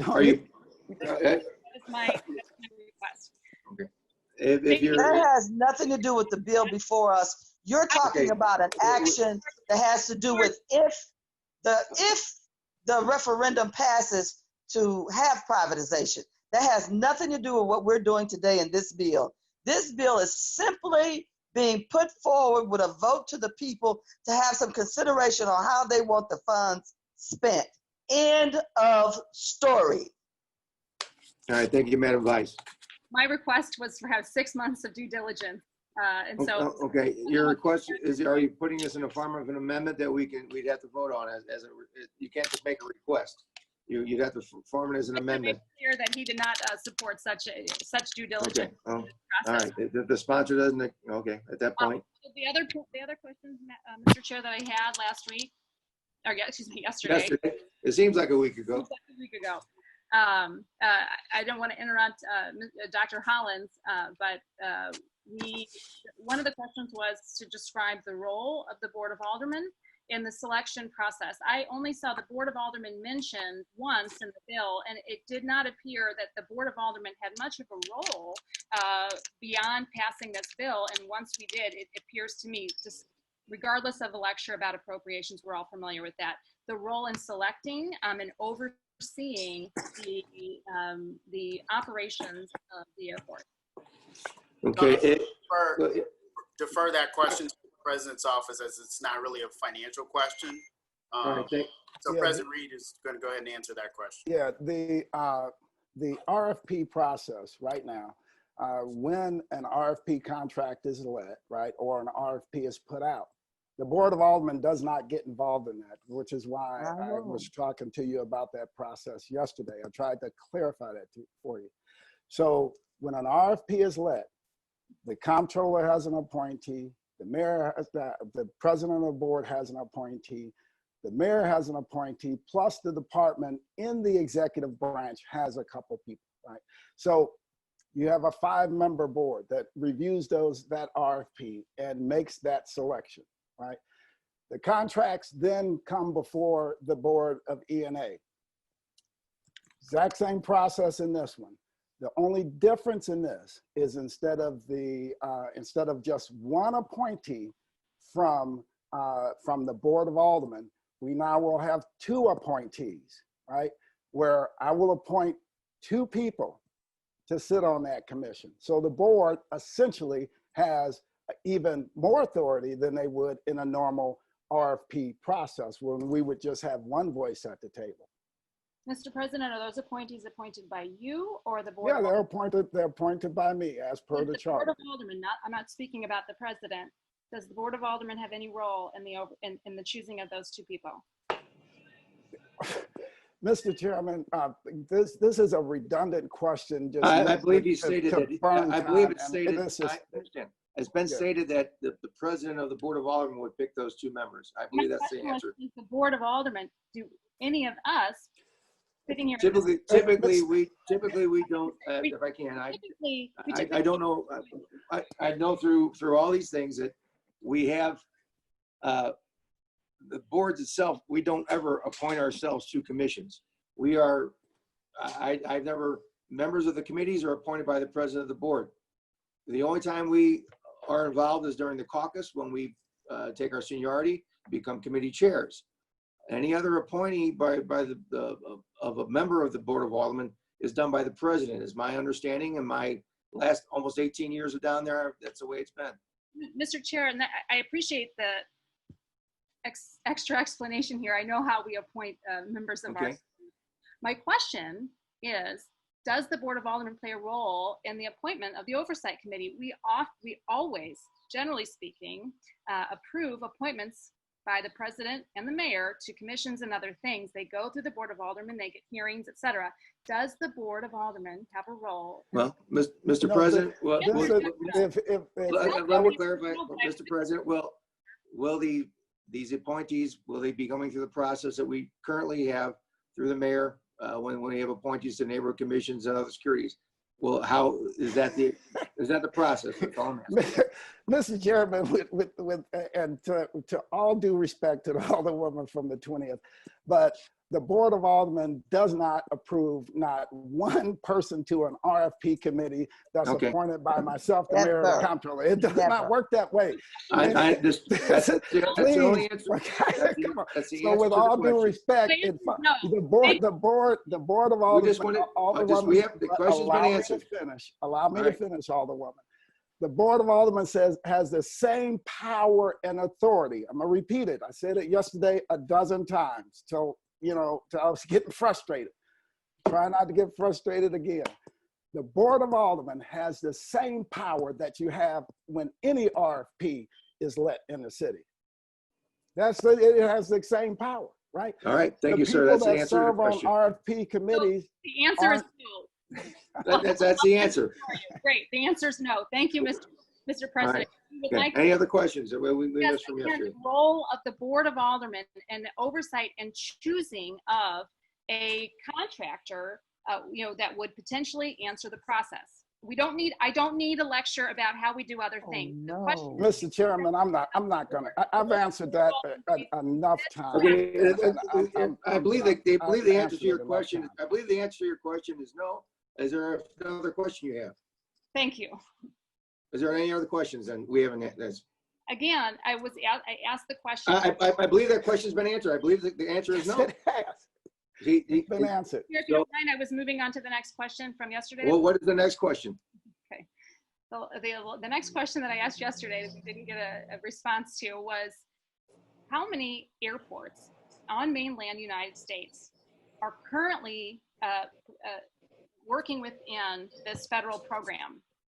You have two airports in this federal program that I believe Gerard Hollins. You can talk to the airports that are currently under. How many Dr. airports Hollins? have successfully gone through this Well, process? okay, wait, you have one question. You have to give them an opportunity to finish. Alderwoman from 20th, if you would like to answer your own questions, that's fine, but we're referring this to Dr. Hollins. If you let us go to Dr. Hollins, please provide an answer. As far as continental United States, I think there was one airport, I believe in New York, that went through it and then reverted back.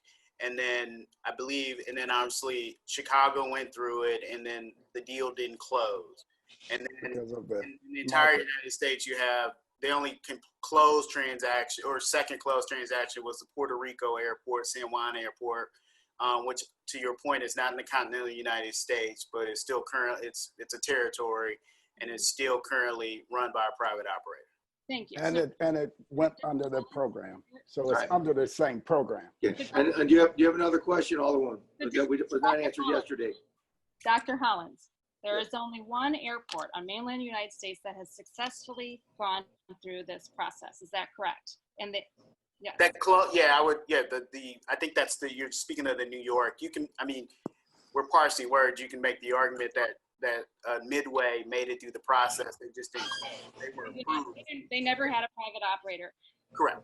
Dr. Hollins, can you describe how the only successful closing under this process on mainland United States and upstate New York?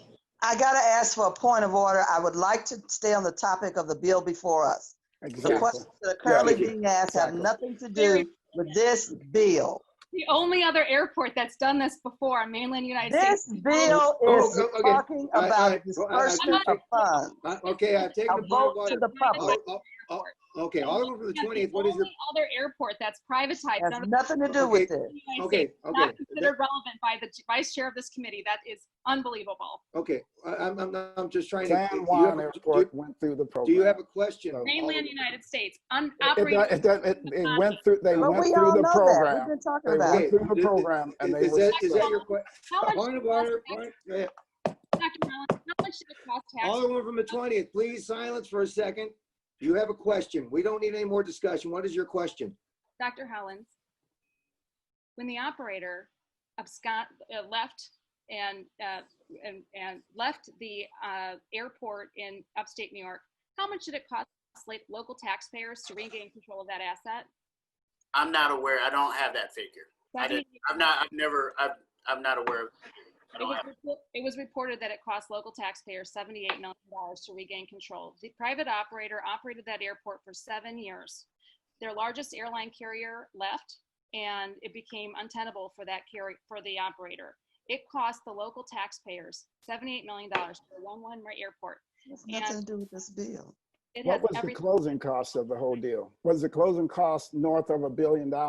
So if it was $1 billion, if they received $1 billion, okay, let's stay on $1 million.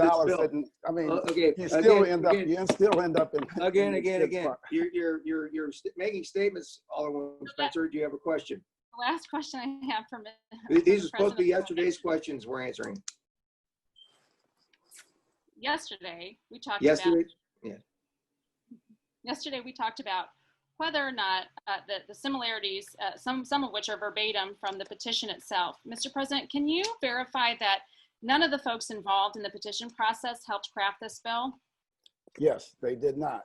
We crafted the bill. By email and any way communication with you about this bill? Alderwoman, look, Thank you. I have no Mr. Chairman. Okay, that's fine. Alderwoman That's fine. If the I don't answer is know no, if the this answer is is, I don't know if this is a filibuster or what's going on here. well, no. But it The is. answer is no. The answer is no. He's answered your Exactly. question. I believe that is fine. Anything else before we? Alderwoman, I have a What- question for you. I have a question for you. How many of your questions today were given to you by former Mayor Vince Shamel, who created the runway to nowhere, who put in place the Team 4 plan that left African Americans disenfranchised, who closed Homer G. Phillips after telling people that he would not? How many of your questions, who is your campaign manager, how many of these questions come directly from Vince Shamel? Mr. Chair, Attempting to, implications that I cannot come up with questions myself. I'm not saying that. You just Okay. Order. Alderwoman, you just damn good and well that I come up with. Alderwoman, please watch your language. But Alderwoman, Alderwoman, you just silence. Okay, Alderman Spencer, we're done with your portion of the program. All right. We'll now move on to Alderman Muhammad. Mr. Chairman, can I just close this thought? No. Well, you'll have a chance. No. Mr. President, you'll have a chance to close. You'll have a chance to close. All right, thank you. When we're done going through the panel, please. Yeah. All right, Alderman Muhammad, please. Alderman Muhammad? Thank you, Mr. Chairman, members of the committee. Thank you, Mr. President, for introducing this legislation that in the uncertain economic times that we are experiencing right now in the city of St. Louis, I think that it is important that we tap into funds that could be absolutely essential to delivering services to our city, especially in terms of investing in a part of St. Louis that has been historically disinvested, forgotten, and neglected for decades. And I can tell you this, while the airport may be an asset to our city, it is not the biggest asset. Our biggest asset is ensuring that everybody, regardless of their zip code, regardless of what park they live by, has the access to economic opportunities and social opportunities.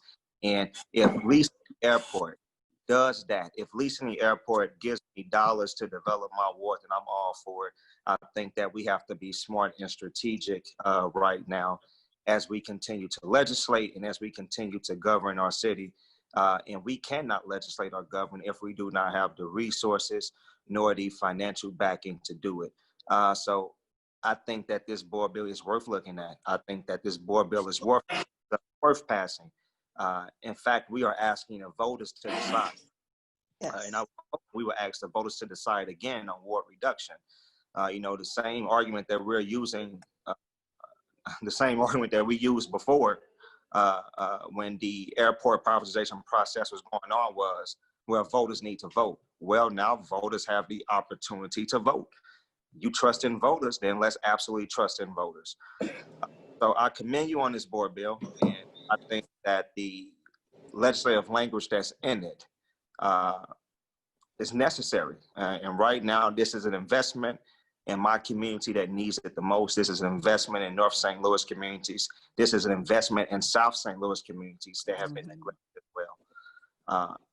I am proud of this board bill, Mr. President. If it is okay with you, I would like to be added as a co-sponsor to Board Bill 71. And I appreciate this, and I look forward to this going to the ballot box in November. And I also want to and I have to say this too, Mr. President, if it's okay, Mr. Chairman. Well, as long as it's within reason, yes. Yes, it is. To go back, it's about the board bill. To go back and forth talking about who has the power to appoint members to this evaluation committee, saying that it is absolutely ridiculous that the president can appoint. I think that is completely perplexing to me. The president of the Board of Aldermen is a member of the Board of E&A and the legislative branch of government. It is a powerful position. That's what he was elected to do. I'm not sure if we talked about this when Jim Shrewsbury was president or when Francis Lay was president, but now because a black man sits in the president's seat, all of a sudden he's too powerful and he cannot do this. That's ridiculous to me. I'm proud of this board bill. Please add me as a co-sponsor, Mr. President. That's all I have, Mr. Chairman. Thank you, Alderman. Alderman Oldenburg. Thank you, Mr. Chairman. I think it's important to note that, you know, there's next steps to what happens in committee today on Board Bill 71. And that's that still gets debated at the full Board of Aldermen, and that there's a chance to educate and have a dynamic conversation on an issue that is present. And as local legislatures, you know, we should evaluate every and all opportunities in a reasonable conversation. And at the end of the day, I think it's going to be that conversation with the electorate here in the city of St. Louis. So I'll sort of close with also thanking the chairman of being an excellent referee of the Donnybrook. That's sort of been the last few committee meetings on this. And I also appreciated all the speakers that spoke today. I think the Alderman from the 19th stated this is America, and those folks had an opportunity, and I applaud them for taking time out of their busy day to glean some insight to us here down at the Board of Aldermen, who sometimes we can be in the, you know, our own echo chambers and avoid listening to public comment, and that's important. So that's all I have, Mr. Chairman. Thank you. Thank you, Alderman from the 16th. Alderwoman Boyd. Thank you, Mr. Chairman. First of all, I'd like to thank the president of the board for bringing this bill forward. But it shows that his focus is ensuring that the residents get a vote, and that's where it should be. And I hear people telling us we shouldn't privatize and we shouldn't this, and we're constantly telling people we're not selling the airport, but we're giving the people an opportunity to make the decision. And I think that's pretty powerful, especially for an elected official, because we are usually the ones that make the decisions for our communities and tell our communities what they want. And so everybody might not agree with what he's doing, but everybody has the opportunity to plead the case in their ward and tell them where they are and educate their people. Because I believe strongly, if we don't keep our people educated and they only get bits and pieces of information, they won't make the votes that's going to benefit us as a community. And so thank you, President Lewis Reed. And I'm sorry that we had a circus today, because I just think that we need to learn to be more respectful of each other and then be able to listen and ask questions and work together to come to a win-win. Thank you. Thank you, Alderwoman. Alderwoman Shameen Clark Hubbard. Thank you, Mr. Chairman. No comment. Thank you, dear. I shouldn't say dear. I apologize for that. Thank you, Alderwoman. It's been a long day. All right. To remind what's before us as we're closing here, we're going to have residency more than likely on the ballot box in November. We're going to have a ballot initiative, maybe this, maybe another. We're looking at maybe trying to get the most out of the voters, so we're trying not to confuse them too much and give them the best chance we can. I think, you know, and I'm hoping maybe if this passes out here and if it would get through the full board, that there's a chance to negotiate with the ballot initiative people to maybe only have one combined effort as to get a clear, constant, you know, vote from the folks out there. Again, I appreciate all your time and effort today for everything. We will let,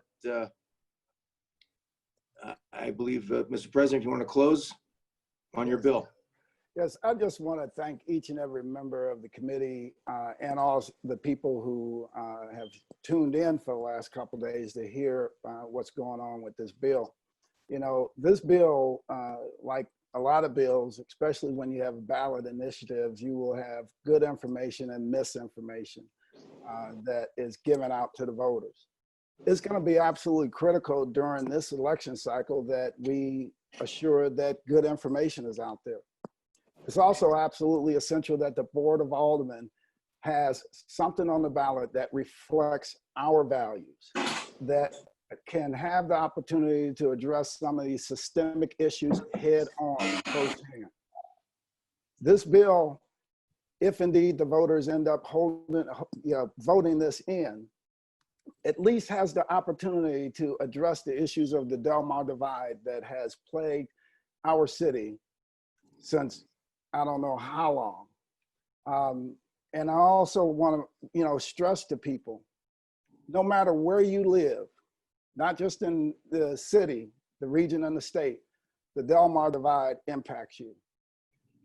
If we have one homeless person, it impacts all of us. If we have a mother that's struggling to put food on the table and keep the lights on in her house, it impacts you. So I can't think of anything better than giving the voters an opportunity to weigh in on something, especially something like this that can affect their future. So again, I thank each and every one of you, and I ask for your favorable approval. I ask you to pass this Board Bill 71 as amended out with a do pass recommendation. Thank you, Mr. Chairman. Thank you, Mr. President. So what's before us is Board Bill 71 as amended, which is put before the voters whether or not we should lease the airport to a private entity. With that, Sharita, please call the roll. Alderwoman Davis. Aye. Alderman Vaccaro. Aye. Alderwoman Howard. Aye. Alderwoman Hubbard. Aye. Alderwoman Murphy. Aye. There you go. Alderwoman Spencer. No. Alderman Muhammad. Yes. Aye. Aye. Alderman Odenberg. Aye. Alderwoman Boyd. Aye. Alderwoman Clark Hubbard. Aye. Chairman Balmer. Aye. President Reed. Aye. 11 aye votes and 1 no vote. Thank you, members of the committee. By your vote, we've passed out Board Bill 71 as amended from the Ways and Means Committee to the full board. Thank you all. I appreciate your time and effort. On our agenda next is Board Bill 67. I would recommend maybe a 15-minute break. I think everyone might have to stretch their legs or we are at 4:32 in about 15 minutes, so we'll be back. We'll suspend the meeting and we'll be back in 15 minutes. All right, thank you all very much. We shall return. Alderman Green, I see you're still there. Thank you. Did you nap? No, I've been listening to the whole. Well, in case So we're going to take this show on the road pretty soon, I think. So, but we shall be back shortly. Thank you.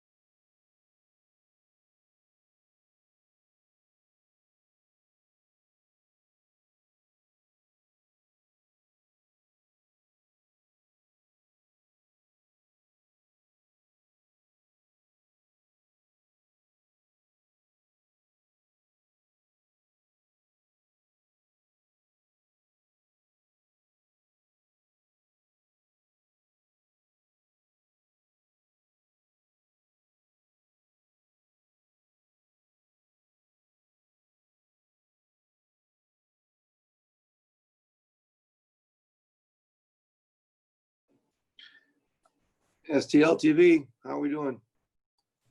I'm here. Just let me know when you're ready. Okay, so we're not live right now anywhere? It's live on YouTube, Okay. live streaming on YouTube, but All right, you can only see my graphic. All right, that's why. I just want to make sure. Thank you very much. Uh-huh. Okay. Megan, do you have speakers today or you just have consultants with you? Alderwoman Green? Yep, just trying to unmute myself. Okay. No, the only person I have today is Chris Grant, some legal counsel if there's more. So he'll be there for advice if you request. Okay. Yeah. All right. There's Just want to make sure we, all specific- right. Okay, thank you very much. And when we'll mute whenever STL TV. But Sharita, are you there yet? Yes, I am. Okay, can you see if we have a quorum present with, let me know, where should we do back? Our 15 minutes is up. 15 minutes was up about 4 hours ago, I think. Right. All right. And picture is, there's no one is up, I don't think. Okay. I don't know if they're back or the camera is just They all ran and hid. All right, I see Boyd. I see me as two. This is Shemaine Clark Hubbard. I'm here. All right, thank you very much. Okay.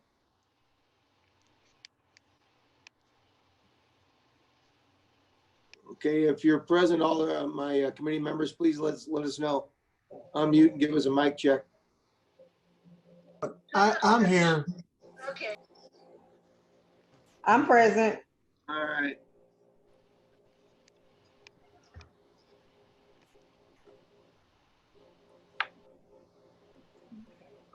Okay, so we got 1, 2, 3. Alderwoman Hubbard, you around? Yes, I think Alderwoman Hubbard answered. Okay, and there she is. I'm on. You're in that bright pink. What color is that? That's pink. All right. Okay, and we have 1, 2, 3, 4. Alderman Spencer, you around? Oldenburg?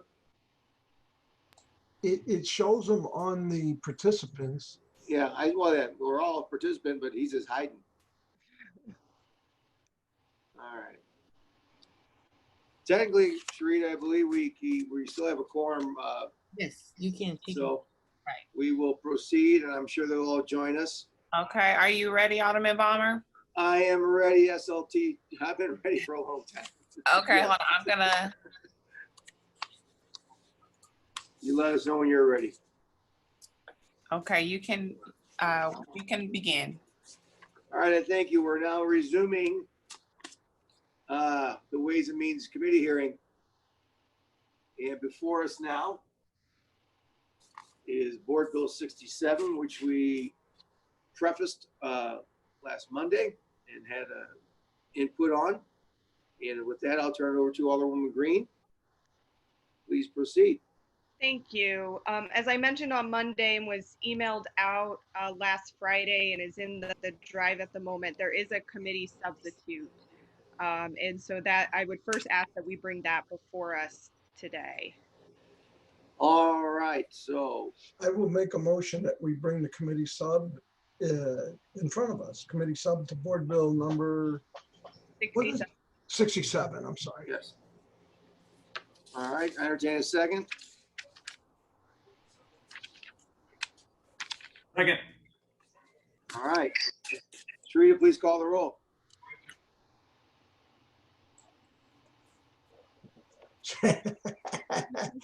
We're all getting back. Oh. This is called COVID rules. Alderwoman Davis. Alderman Vaccaro. Aye.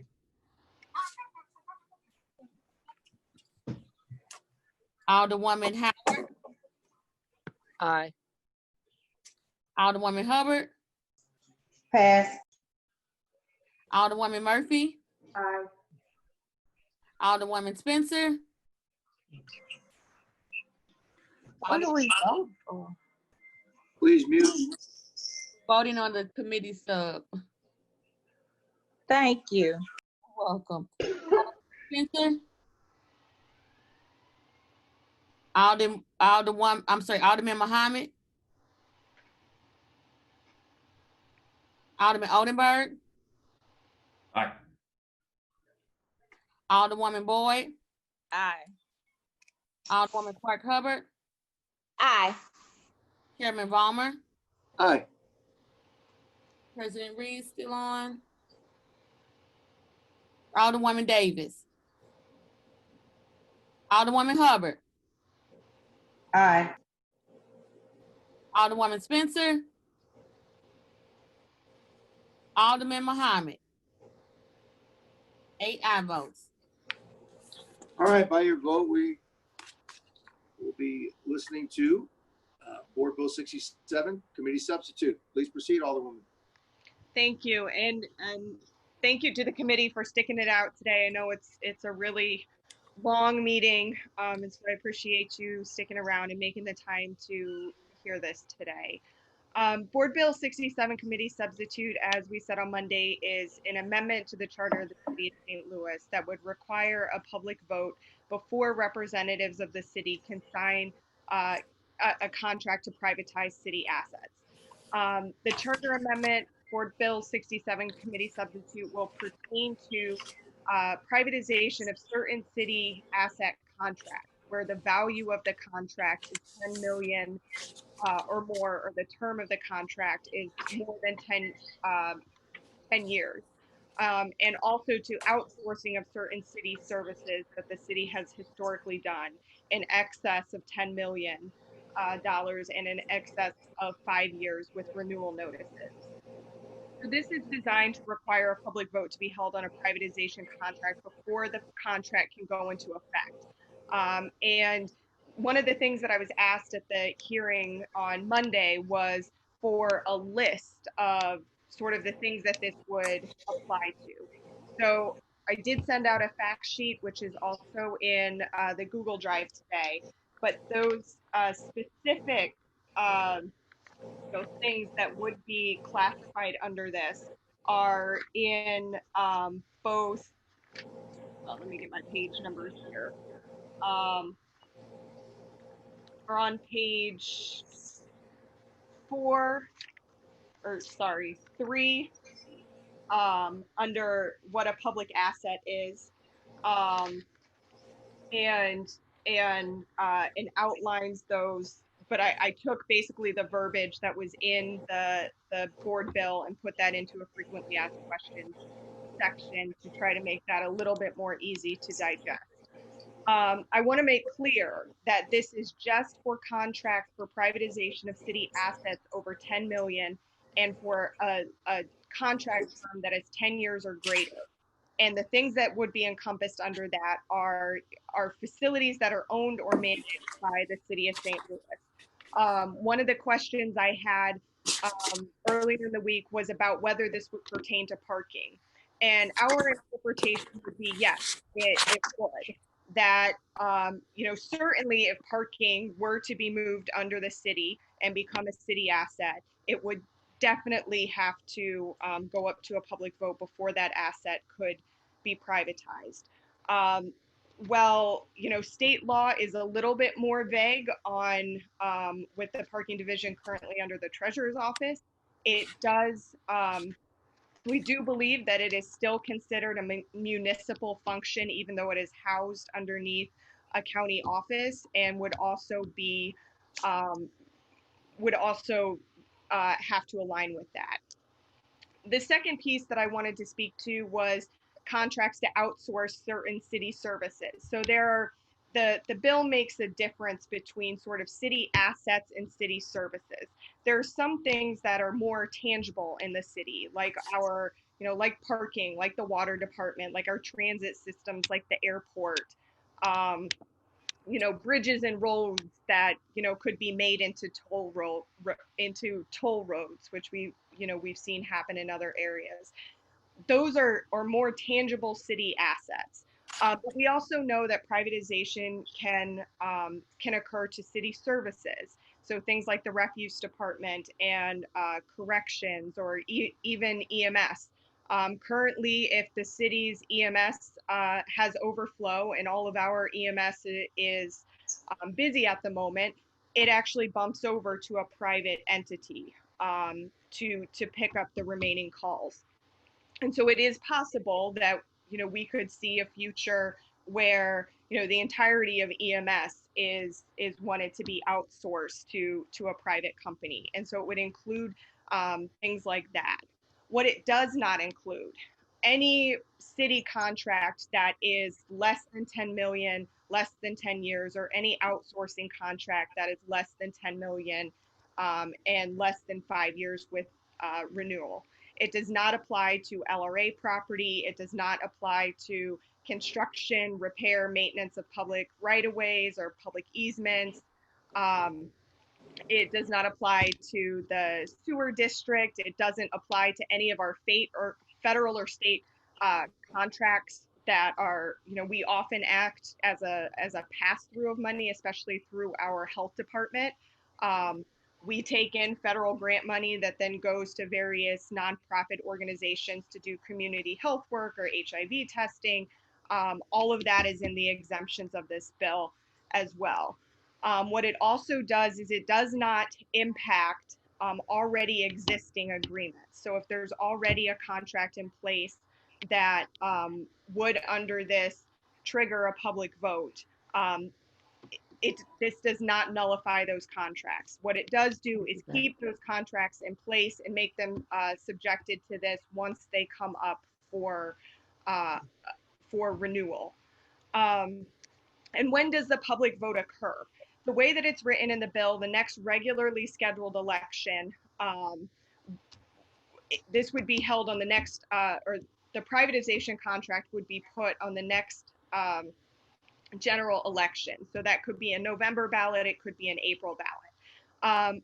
But talking with folks when we were drafting this bill, talking to some other aldermen, there was a concern of, we do have a length of time at the city where there's more than 180 days where we don't have a general election.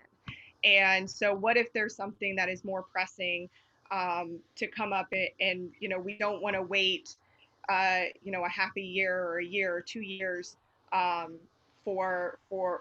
be able to bring this before voters. There is then a clause in it that does allow for a special election. And it also says that the parties seeking the contract need to agree to reimburse the city for the election expenses. And that needs to be explicitly stated within the contract that we're sending voters to vote on. So if that contract goes into effect, then they need to, then the entities seeking the city contract need to be paying for that election. And that is designed to, keep us off the hook as taxpayers and kind of put the onus on the entity that is seeking that contract to have to pay to put it before voters. I think this is a pretty straightforward bill. There are pretty specific definitions of outsourcing and privatization on page 2 and page 3, as well as what a public asset is. And, just for clarity, like I said before, a public asset is any resource, infrastructure, facility that is owned or managed by the city of St. Louis. And then it lists out the things that I've listed in the frequently asked questions or the fact sheet. And a public service provider is any agency, department, or division of the city that is owned or managed by the city that supplies residents or businesses with public services in certain areas, and that is outlined in the fact sheet as well. I think that this, as I said on Monday, as we see tighter budgets, we're going to, I think, see more efforts to privatize different city services or outsource different city services that have historically been things that the city does. And I think that it's important that we give the public the final say, the final veto power on whether these contracts go into place. Because at the end of the day, you know, we could be at this Board of Aldermen, we could hold our seats for 4 years, for 8 years, for 20 years, but a lot of times these contracts extend far beyond our seats on this body. And these contracts can have implications on our environment or our city that are well beyond our terms that we have at this board. And at the end of the day, these assets, they belong to the residents of our city. And so I think going forward, you know, we're setting a precedent with this airport bill that voters are voting on it. And so I would hope that we could go ahead and enshrine this in our charter to say that yes, any privatization contract going forward that satisfies the criteria that is laid out in the bill will be subject to a public vote before that contract can go into effect. And it also gives us I think the ability at the board to make sure that we are negotiating the best possible deals on behalf of the residents of the city. If we know that we need resident approval before this goes into effect, I think it gives us a stronger bargaining position to make sure that we have very strong worker protections in there, very strong minority participation written into these contracts, that that revenue that comes back to the city as a result of it is outlined in a way that it goes to actually satisfy needs of people in the city. So I think this is a bargaining tool for us in a lot of ways, and not just for us now, whoever comes after us at the board who is also going to have to make these decisions. You know, I was not here when there were the efforts to privatize the water department. But I know from being involved in my ward organization and some of the organizing around that, you know, that the public continues to say when these deals come in front of them, they want to have a say in them because at the end of the day, these assets belong to the public. So I'm happy. I don't want to take up a whole lot of people's time today because I know we've all been sitting here for a very long time. So I'm happy to entertain questions. And hopefully we can pass this out today. All right, thank you, Alderwoman. And you have legal counsel with you in case there's questions. Yeah. Please introduce the gentleman. And we put it on record. Yeah, Chris Grant is here, and he has helped in some of the drafting of the bill along with our legal counsel at the board. But I know that Lou can't really talk, so That's fine. I know. And Mr. Grant, if you're called upon before you make your first statement, just please introduce yourself for the record if that occurs, okay? All right, thank you very much. With that, we'll open it up to Madam Vice. Questions, comments of the sponsor? No questions or comments. All right. Alderman Vaccaro. Just real quickly, you know, I'm on the bill and I'm all for things going to the voters. I voted the airport that way and I'm voting this. But I guess I got a little concerned. Maybe I wasn't paying as good attention as I should on one thing. What about like, you know, like cleaning the airport, for instance? I believe that contract is probably more than $10 million and goes, you know, I would be concerned that, you know, what if a company says, you know, we're not going to pay for a special election. We ran into this on the insurance at the airport. The airport has to have insurance. And there was a big fight over the insurance. And I think it was the first time ever they actually had to have 3 commission meetings in 1 month to get it through, because if it doesn't get approved, the airport would technically have to shut down, because the company that had the bill said, no, at the end of the month, if we're not the ones, we're shutting it down. I guess I have concerns just in that. Yeah. I would like to see that amended so that I can speak to that. This actually would not capture that janitorial contract because the length of that contract is not long enough to satisfy the requirements here. And, you know, we found ourselves in a place drafting this where we didn't want to create something where every little, you know, city contract ended up going to a vote.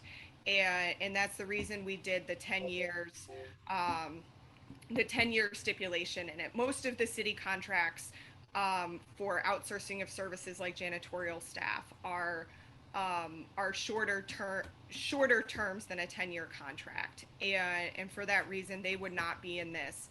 But I will say, you know, talking with SEIU, whose members are, you know, a part of that contract and supportive of this bill, they were not intending that this bill address the janitorial staff at the airport. But even though I don't think, because they keep doing extensions and stuff to these bills, these contracts, but I do believe that contract is over $10 million. Right, but it's $10 million and 10 years. Okay, so if it's a $50 million contract and it's only 2 years long, it doesn't matter. Right. It has to, the criteria is 10 years and, well, 10 years and over. So if it's $9 million contract, it doesn't matter if it's 50 years long. Right. Okay, I think I understand. I'm fine with that. I just wanted to make sure we weren't, because, you know, so that's fine. Because if we had something that was an emergency, we had to tear a building down or something that cost $20 million, you know, and it's a one-time contract, so it would be fine then, right? Yes. Okay. Yes. And we're talking about, you know, the definitions that are in here too are also, you know, let me try to find it here. No, I'm fine. I believe you answered it, and I'm sure you're honest in your answer. I'm good with that. It was more a curious thing. I just want to make sure that I wasn't losing track. But thank you. All right. That'll be all, Alderman? Yes, I'm sorry. Yes. Okay, no worries. No worries. I never know when you're finished. Okay, Alderwoman Howard. I have no questions. Thank you. All right. Alderwoman Hubbard. No questions. All right. Alderwoman Murphy. No questions. I think the bill is excellent, very well thought out, and very thorough. Thank you. Okay, Alderwoman Spencer. All my questions have been answered. Thank you, Mr. Chair. All right. Alderman Muhammad. I have none, Mr. Chairman. Alderman Oldenburg. Alderman Oldenburg. All right. Alderwoman Pam Boyd. No questions. All right. Alderwoman Clark Hubbard. No questions. Thank you. Okay. I have a few, because naturally with the bill that we just went through and this bill, and reading all it and the ballot issues that, you know, they're going to be up there. Besides, I mentioned before, because a residency is going to be on there. You might have the ballot initiative, 71 might be on there, and this. And actually, I get sometimes when there's too many things for people to vote for, it's almost dangerous because they don't know what you know, they might not take the time. But does this? So I've been making notes as I read since Monday. Does this take away? You know, I guess is there power being taken away from the Board of Aldermen? That you know, these are contracts typically that some contract we might do ourselves. So we're actually taking power away from the board as elected officials to put it in the hands of the people with some contracts such as that. No. So what happens here is we go through the exact same process that we would normally go through to you know, vote on to approve a contract. What this is doing is putting one extra step there that says in order for that contract to go into effect, the voters must also approve it. So it's adding another step to it. Is there, and maybe, you know, I might be guilty as always. Sometimes I don't read every word in the contract, but is there minority protection language in this bill? So there, you know, is it in the bill? I know when you do contracts, it's in there, but does it need to be in this bill? And I'm asking because you have legal counsel there. If the bill needs that to protect this. So my understanding is that No, it is not. So we have minority participation requirements for the city right now. I understand, yeah. Right. The problem that we have though is when we transfer control or ownership of assets to a private entity, those protections that we have for city projects, for city assets, don't automatically transfer over unless they are negotiated as part of that privatization contract. So putting this up for a public vote actually gives us more negotiation power to say, to write into those contracts that A, you have to do at least the minimum standards that we already have in place for the city, and hopefully go farther than what we have in the city right now. Okay. That's up to the individual contract to negotiate. Yeah, I just want to make sure that I didn't know if it had to be in here as a charter amendment. I just not just curious to make sure that if it would go out, that we're not doing something wrong. Does this increase our cost of doing business? As far as time, money, contracts, delaying things. That's a question I worry about. And that is the reason that we put the clause in there to be able to hold a special election if necessary, because we recognize that there are gaps sometimes that are a year and a half between election cycles. Yeah, as Alderman McCarl stated, if they decide not to do that, what as far as not paying for a special election, I guess it could drag out in time where they say they want to do it, then they don't do it, and I don't know. That to me poses they might say they're going to do it, and they look into it, and 4 months into it, they decide not to. Then we've just lost 4 months. That's what I would say is that typically the contracts that are going to meet this are going to be very, very large contracts. Worth millions and millions of dollars, if not billions of dollars. It costs about $200,000 to hold an election for the city of St. Louis. So if you're looking at, taking on an asset that's millions or billions of dollars, I think you can probably, No. I agree with you. I'm just stating what I agree with that. What I'm stating is that you get some of these companies, we've been through it, is something is like 50-50 sidewalk programs where people qualify, and then at the last moment, they pull out. And I'm just that's just food for thought. As well, I'm just I've been sitting there long enough. I'm getting stir crazy, but these things. Yeah, I just when every time we go to a public vote, sometimes it just delays things, and I don't know if there needs to be provision where their agreement to pay for it might have to happen sooner than within a 30-day, 60-day period. As far as not waiting till last minute to say, it's negotiation contract, large contracts. These people are. We saw what happened with Centene Plaza and Ballpark Village, just delays where they used us as a bargaining chip for someone else. And they end up being in the county, and where people could use this as a bargaining chip to get a job somewhere else. It is a thought. Yeah, and I think that could happen regardless if there's a public vote.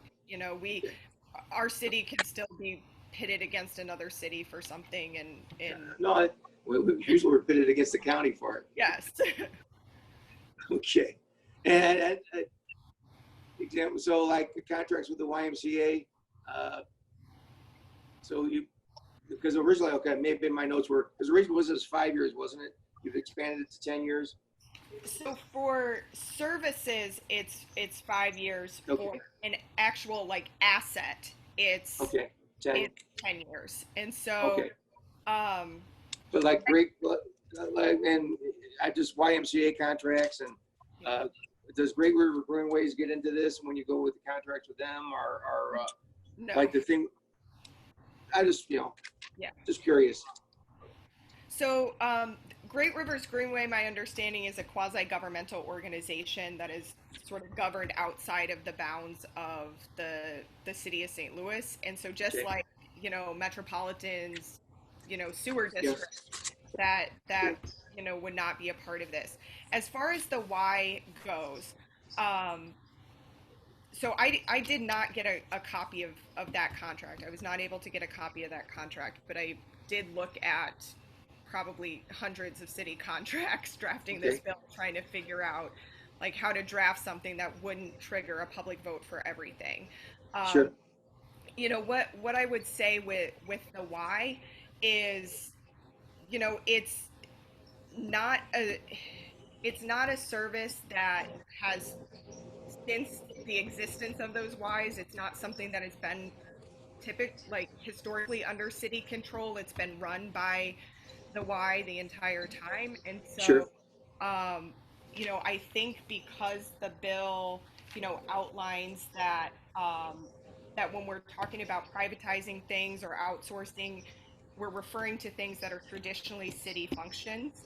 I would think that the case would be made that the Y does not fall under that. Okay. All right. I just, what about with things like cure violence, renewal, forest park, golf course, boathouse, Ashley, you know, the rec centers, would these all be public votes then? So the rec centers potentially, if say we were to take, you know, decide that all of our rec centers in the city, we were going to stop operating them as a city and, you know, turn over control of them to a private entity to run, and that contract was for over 10 million and over 10 years, then yes, that could end up going up for a public vote. All right. And yeah. My last thought is, you know, because we're doing a charter change, yes. the $10 million figure, as we can see, economies go strange in 5 years, you know, not to have, or 10 years, to not to make a next board go through another charter change, but is $10 million actually the level? Because $10 million in 15 years might be like pocket change to some people. Yeah. You know, so it's like going to, you know, to Prague and you pay 40,000 kronins for a beer. It's only $1.75. Right. I mean, is this $10 million figure going to really hinder things as you go in the future? So from my work, my research, I would say no. I went to the registrar's office and I asked for the last 3 years of contracts from the city, and I actually sat there and went through about 3 years worth of contracts to put them into categories and figure out how we craft a bill to ensure that most of the things in the city, you know, would not be subjected to this, and that we're really looking at the larger aspect. Yeah, I just worry about, you know, an alderman and you know, in 7 years, you know, have to go through this whole charter change because $10 million is not what $10 million is now. I didn't know if you needed, you know, I guess, does the $10 million really, it affects most everything today. And so, but, you know, would $20 million make it better for today? I guess maybe not. It wouldn't work on most things. Is why you're at $10 million. Yes. And last session, when we introduced this, we actually had a lower threshold. I think we had 5 million. But then after doing some more work on the bill and after going through more of the city contracts that we had, we decided that, you know, 10 million was a good place to be, to make sure that, you know, the bulk of you know, regular recurring contracts that we have would not be under. All right. Just making sure that we don't, if this passes, that we're not making life harder for future aldermen. Yeah. All right. With that, I will, is there any other comments from the committee? I don't see any hands raised. No? All right. With that, I'll allow you to close, Alderwoman. Thank you. I just appreciate, again, the committee today and sticking this out for a very long time. Like I said earlier, Board Bill 67 Committee Substitute is basically setting into our city charter that the process that we go through from here on out, when there is a proposal to privatize certain city assets and services within our city, that before that contract goes into effect, it also has to be approved by voters in our city. So this will go on the November ballot, and I would greatly appreciate your favorable consideration. All right, Sharita, please call the roll. Alderwoman, I'm sorry, we didn't take a motion. Oh. Listen, after 21 amendments in the board bill, I thought I'm motioned out. Chair, all right, I'll entertain a motion to entertain Board Bill 67 as amended. Committee sub. Pardon me? The committee sub. Committee subcommittee, I'm sorry, as amended was Board Bill 71. This is 67 committee sub. I'll entertain a motion for it. So moved. Second, All right, Sharita, please call the roll. Alderwoman Davis, No. Alderman Vaquero, Aye. Alderwoman Howard, No. Alderwoman Hubbard, No. Alderwoman Murphy, aye. Alderwoman Spencer, Aye. Alderman Muhammad, No. Alderman Odenberg,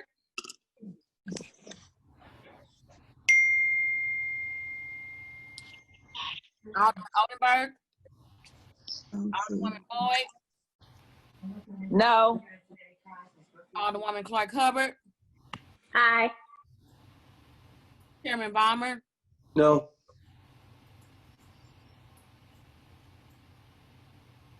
Alderman Odenberg.